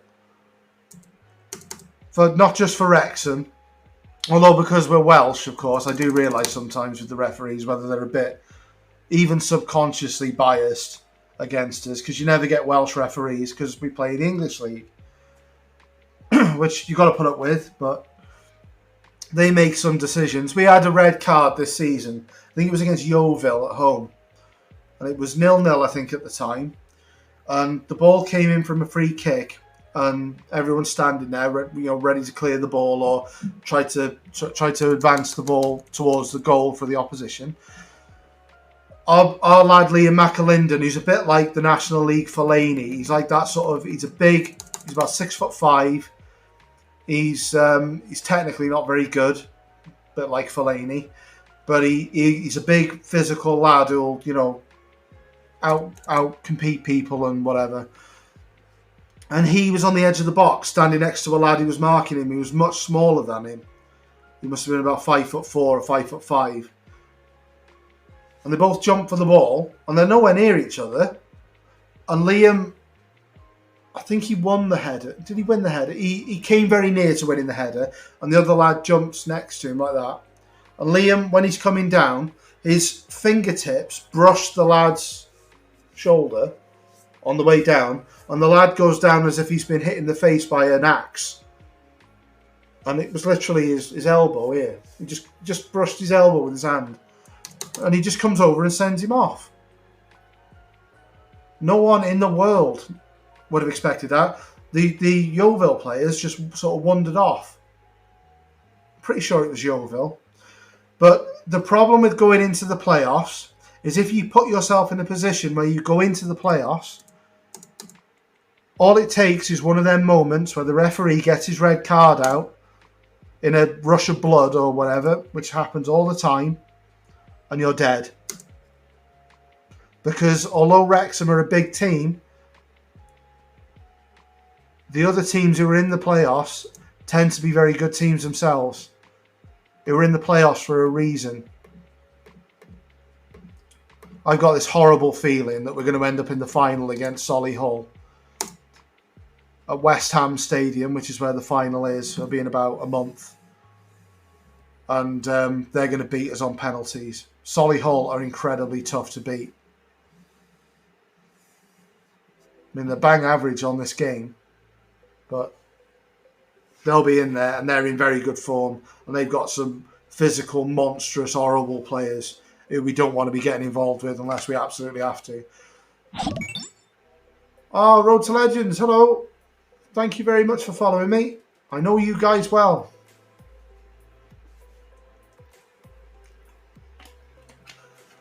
Yeah. In an ideal world, we beat Stockport tomorrow. We knock Stockport enough so that their confidence is... Oh, he's in. Oh, it's a great save from Lainton. What a save that is. We knock their confidence as much as we possibly can.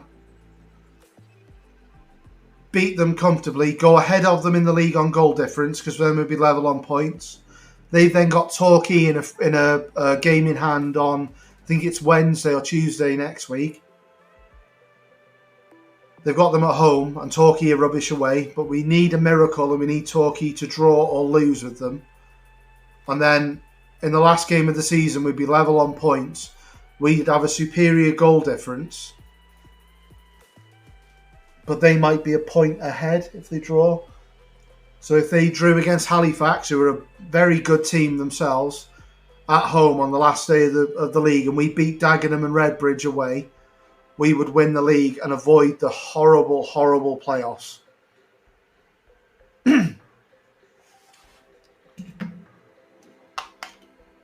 That's what I hope. But in reality, I'm pretty sure that we'll probably draw with Stockport, because it'll be a big game, and big games, you get the occasional cracker, but big games do tend to be two heavyweight boxers leaning on each other, slogging away. Getting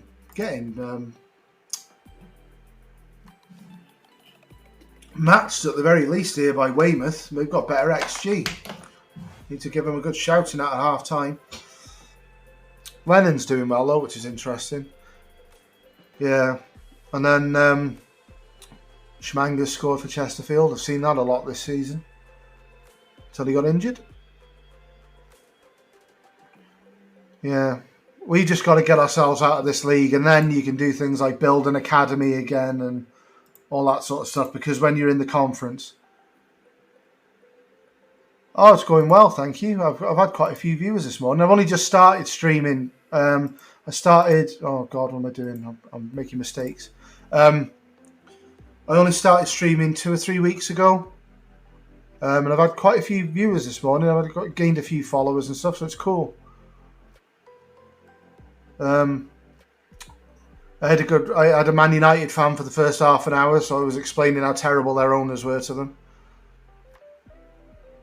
And they agreed, which was nice. So we bonded over that. I've had my pal Van de Vecht in here talking about flags.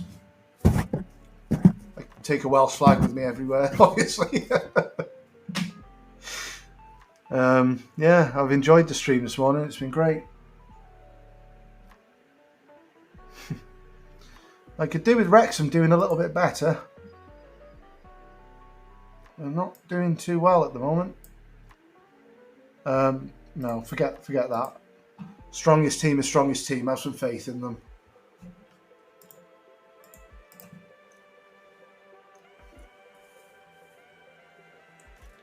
Thanks very much for following me as well. I'm on the epic quest to get to 50. I think I'm at about 25 at the moment.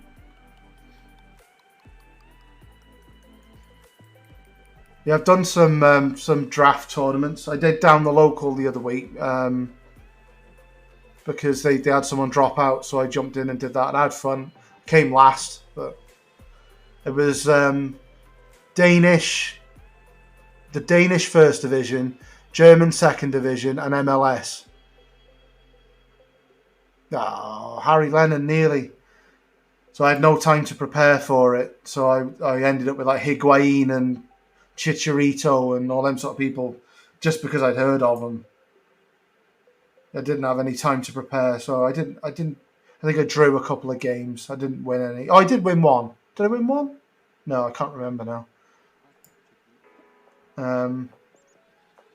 But yeah, I had fun anyway. It was really fun. Yeah.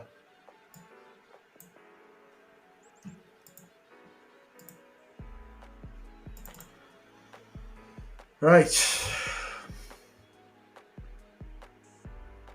Let's make some changes. Oh. Come on, Wrexham. Let's change to attacking. We're at home against Weymouth, for God's sake. We should be winning this.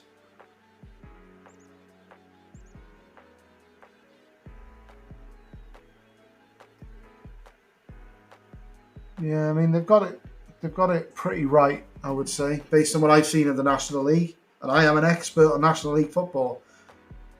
I've been watching it for 14 years. Well, yeah, 14 years. When I was a kid, Wrexham had a boss team. Good style. We had some great players play for us. Bennett obviously was amazing.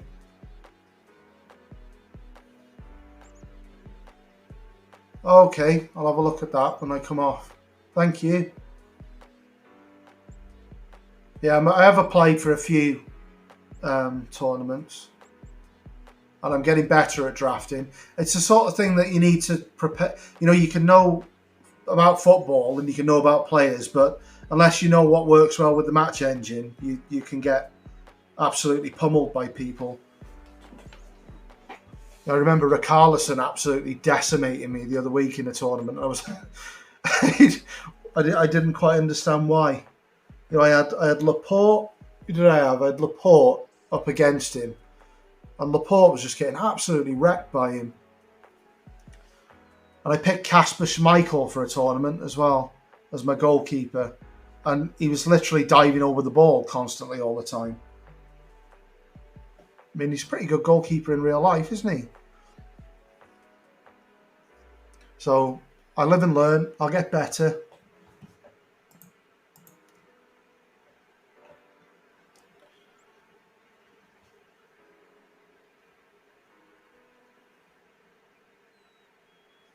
Come on, Wrexham.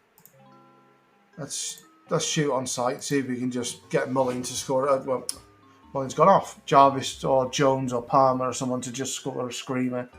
Come into the game as it's gone on. But it's been a typical horrible 0-0. Palmer. It's a big chance. Someone so good in the air.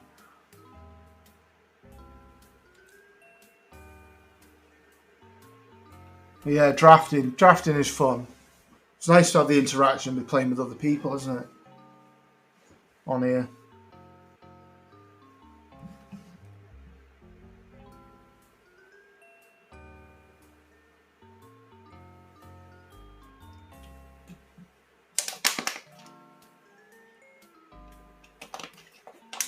Oh, that's a disappointing way to end. 0-0. Disappointed, boys. Well, I don't know what you're so upset. I know you played all right, lads, but Jesus. It's Weymouth at home.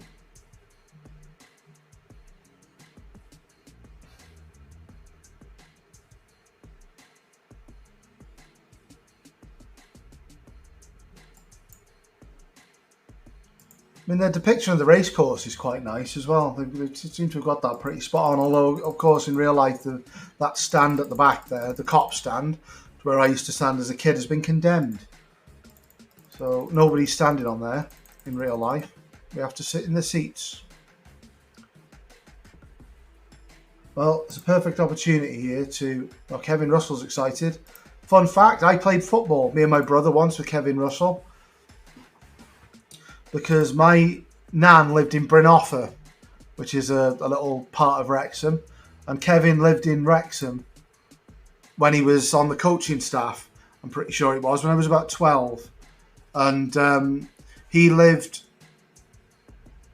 on opposite the school field where my nana lived. So me and my brother used to play on the field there with some kids. And one day he jumped over the fence and went in goal. Still remember that to this day. An absolute legend for Wrexham. He's 100% on the legends list. Icons. There we go. Kevin Russell. Really nice guy, if I remember rightly. It was a long time ago now. 15, 16 years ago. So Kempston Rovers in the FA Trophy is a brilliant opportunity to give everyone a rest. How's Max Cloworth developing? Oh, he's developing really well. Still got a long way to go, particularly physically for a centre-back. But he's doing a good job.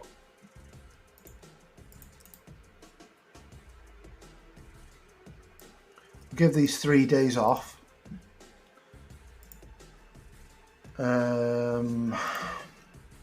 We will No, I can't just take that off. Just take these off. Under 18s, that's always a bit messy, isn't it? Under 18s. Squad available for under 18s. 90 minutes, right. McAlinden can play up front. Oh, we're starting to get some links, which is nice. Ponticelli can play as the target forward, that's fine. Hall Johnson can come in there. Dibble in goal. We'll leave Tozer out. Lennon can play again. Put Dior Angus on the bench. Put Jake Hyde on the bench. No, Luke Young in midfield. Dan Davis at left back, who's another youngster that I'm trying to develop. He's got good potential, not as good as Clywith, but he is only 16, so he might come on. Dave Jones, who any Man United fans watching might remember from a long, long time ago. Didn't play for Man United in the league, but I'm pretty sure he played in the League Cup. Must have been 05-06, so that would have been about when Ronaldo was a 17-year-old, 17, 18-year-old. He would have played in that team, but he went on to have a really good career as a kind of championship-y, Premier League level player, and he's originally from Wrexham. Well, born in Southport, which I didn't know, but he was in our academy. When he was a little kid, I think. So we'll go Dan Jarvis. I need to rest O'Connor, so we'll give old man Dave Jones a game. Keep Clywith. Hayden needs a rest, so we'll bring Brisley in, and Brisley is suited to playing as the big pole in the middle. Okay.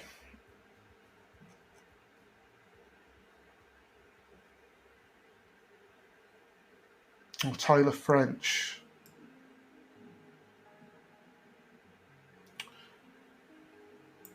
I'm not sure Tyler French is actually good enough to persist with. No, let's put Tyler French on the bench. He's very much a third choice cover player, and Jake Hyde as well. Though a good player in real life, he's been injured a lot. I mean, when we signed him, there wasn't much fanfare really, but I mean, he scored a fair few goals in the National League, so I can see why they did it. A good, solid National League striker, but in real life, he works his socks off, but he tends to get himself injured a lot, which is sad. He's missed most of the season, as has Harry Lennon, who looked a very, very good player at the beginning of our season. But he's just disappeared with injury, which is what Southend, I think he was last. It's what their fans said when he joined us. They said you won't see much of him, but he is a good player.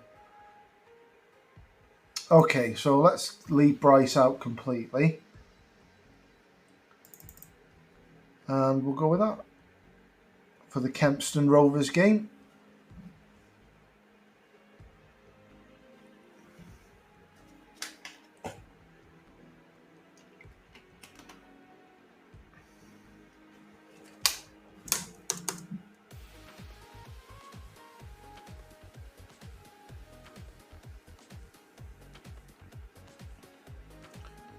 I've got a little bit of a bad feeling about this, because obviously when you rest lots of people and they're not match fit and that, the game does tend to penalise you very heavily. Oh, youth intake preview.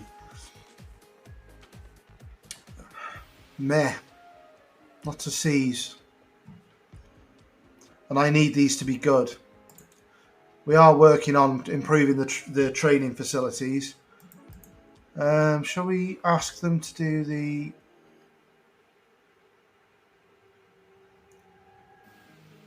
No, I can't.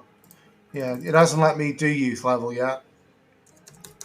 But to be honest, there's not really much point developing a youth system in the National League, as is the problem for Wrexham in real life, in that I don't know whether it's as accurate on the game, but your protections and your contracts and all that sort of stuff mean a lot more in the Football League than they do in the conference. So if Wrexham went and developed some cracking young players like we have, like Danny Ward, the ex-Liverpool, Leicester City, Wales #1 goalkeeper, is a Wrexham lad. He came through our academy and Liverpool purchased him from us for next to nothing, if I remember rightly. If they come through, then the bigger teams will just steal them from us. Dan Davis as well is going to be playing in this game. I believe he had a trial at Man United, but Wrexham have given him a contract at 16 to keep him. So hopefully he's one with a big future. I think it was Man United. It might have been Liverpool. But geographically, we're very close to Liverpool. Like about 25, 30 miles away. So Wrexham and Liverpool do have a history of them taking some of our players.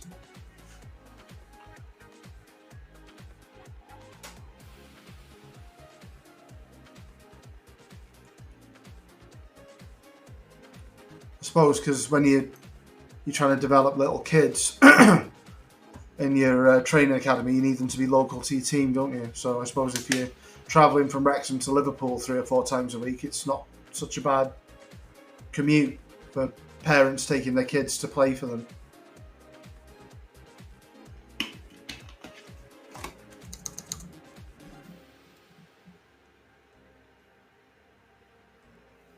So, Kempston Rovers. I'm not going to profess to be an expert about Kempston Rovers. Anybody know where Kempston is? I don't.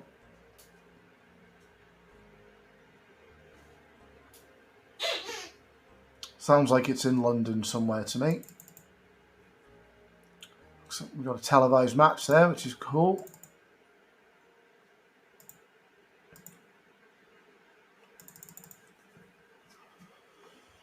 Okay. Is there actually a big gap after this?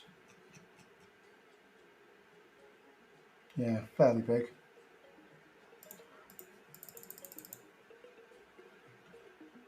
So, for what I think is going to be the last game of the stream. Oh, no, not Rob Lainton. He's so important. Right, okay, he'll probably be back within a game anyway, so that's fine. Why would I not use the doctor? Silly as that. Why would you pick that up? Silly game.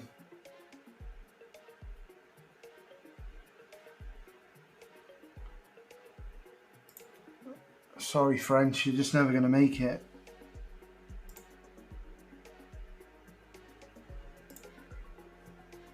Yeah, you don't stand up to me, Mr. French.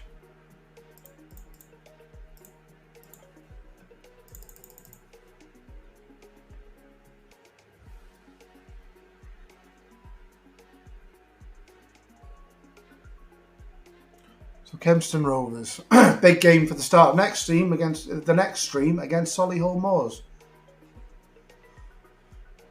and we've got a long time to prepare for that. Could do with winning the FA Trophy as well, because you get the big gate from the crowd and all that sort of stuff at the end of it, which is cool.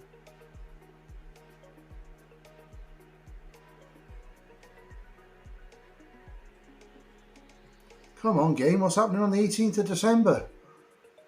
Flipping heck.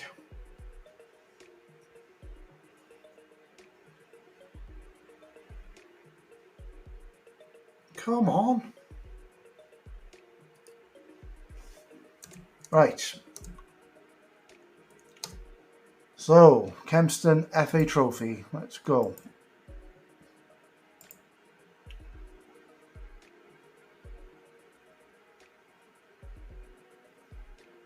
Long game. There we go. Right. Point finger. We're the favourites. I believe in you. You second string, mostly bunch of chaps.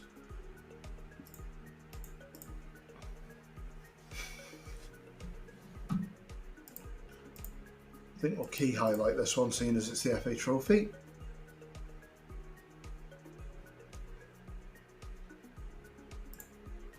Let's have a quick look at Max. Shall I change him onto something else?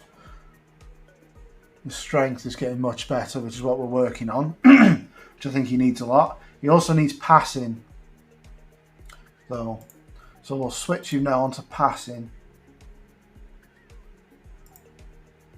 I'd love it if I could carry Max Cloworth with me through the leagues. That'd be cool. Maybe one day he'll be good enough to play for Wales. Who knows? Come on, boys. Oh, McAlinden's in. Can't finish for Toffee in real life, no. He scored 1 goal all season, I think, Liam, for Wrexham. He's played a fair amount of games as well. He does play as a left wing back, which isn't his position mainly. He fills in and covers. But he's a really, really hard-working lad. He runs and runs and runs, which is why he's put him at left wing back when we've needed him to play there, because he's his work rate suits it. Come on, boys.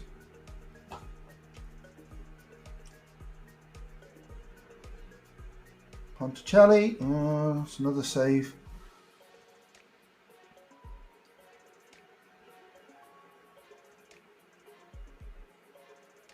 Come on.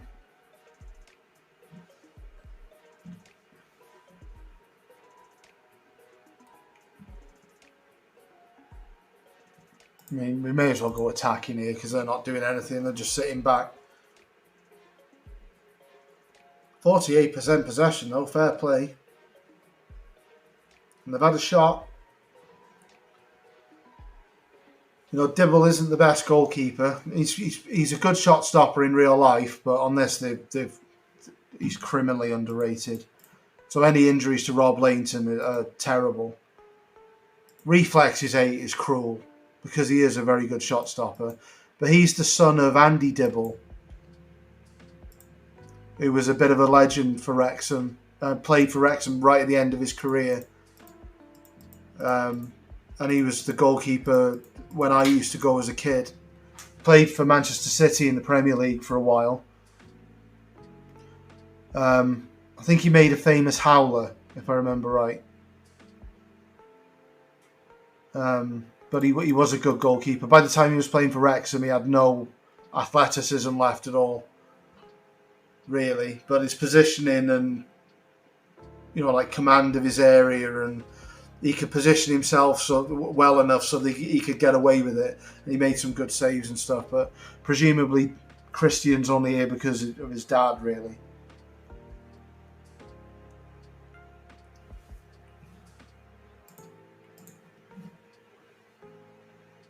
God, how have we not scored?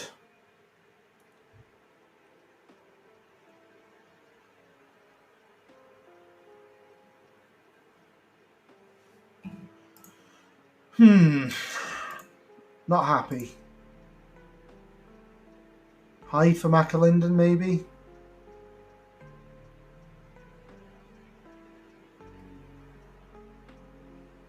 Give it another 10 minutes.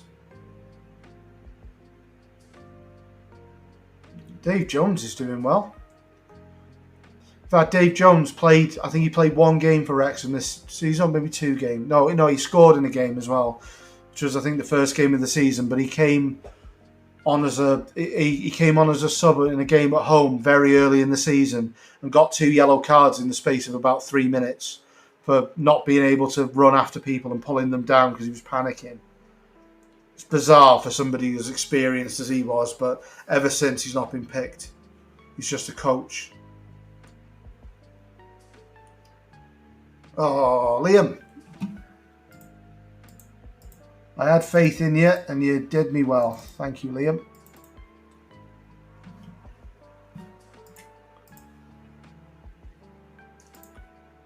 Well, that's encouraging because it doesn't look like they're scoring a goal.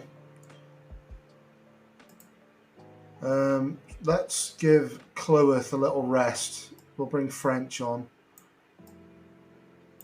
And Angus could do with playing as well, couldn't he? There we go.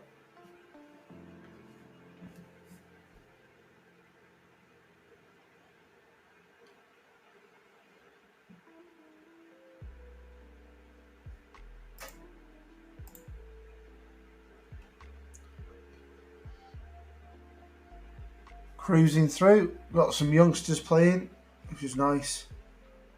And some fitness for sort of fringe players as well, which is good. Big attendance as well for the FA Trophy against Kempston Town.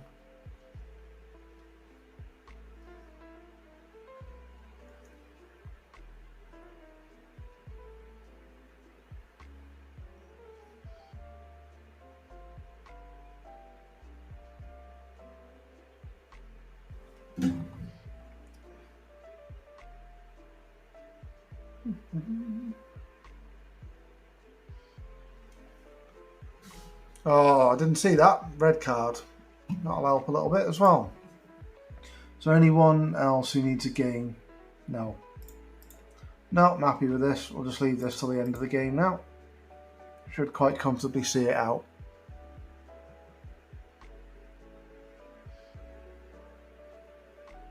Oh, Dan Davis. His second goal of the season. That's good for him. We'll try and get him back on the bench. It's a bit of a pain in the arse with the National League is that they only give you 5 sub slots. I mean, having 7 just encourages teams to put younger players on the bench, doesn't it? Why would you only limit yourself to 5? I mean, if you want to pick 5 and you can only pick 5, then that's fine. Just pick 5, but just seems logical to go with the 7.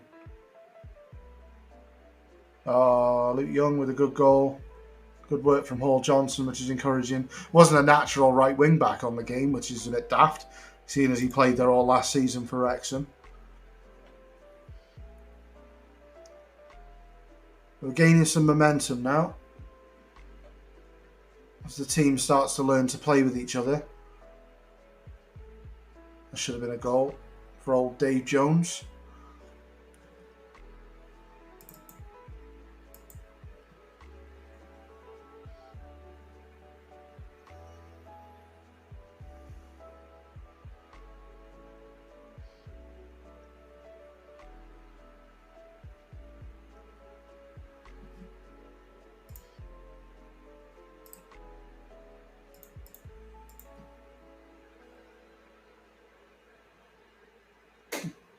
Nearly there.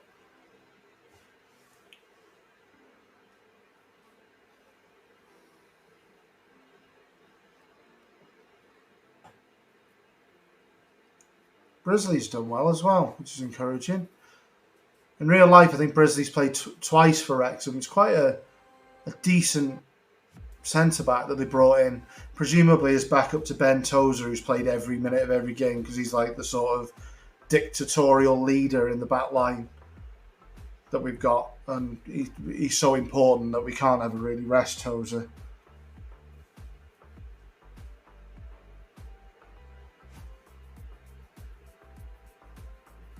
They're doing well.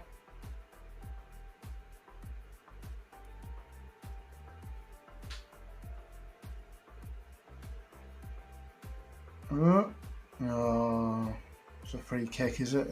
Offside. Nearly there.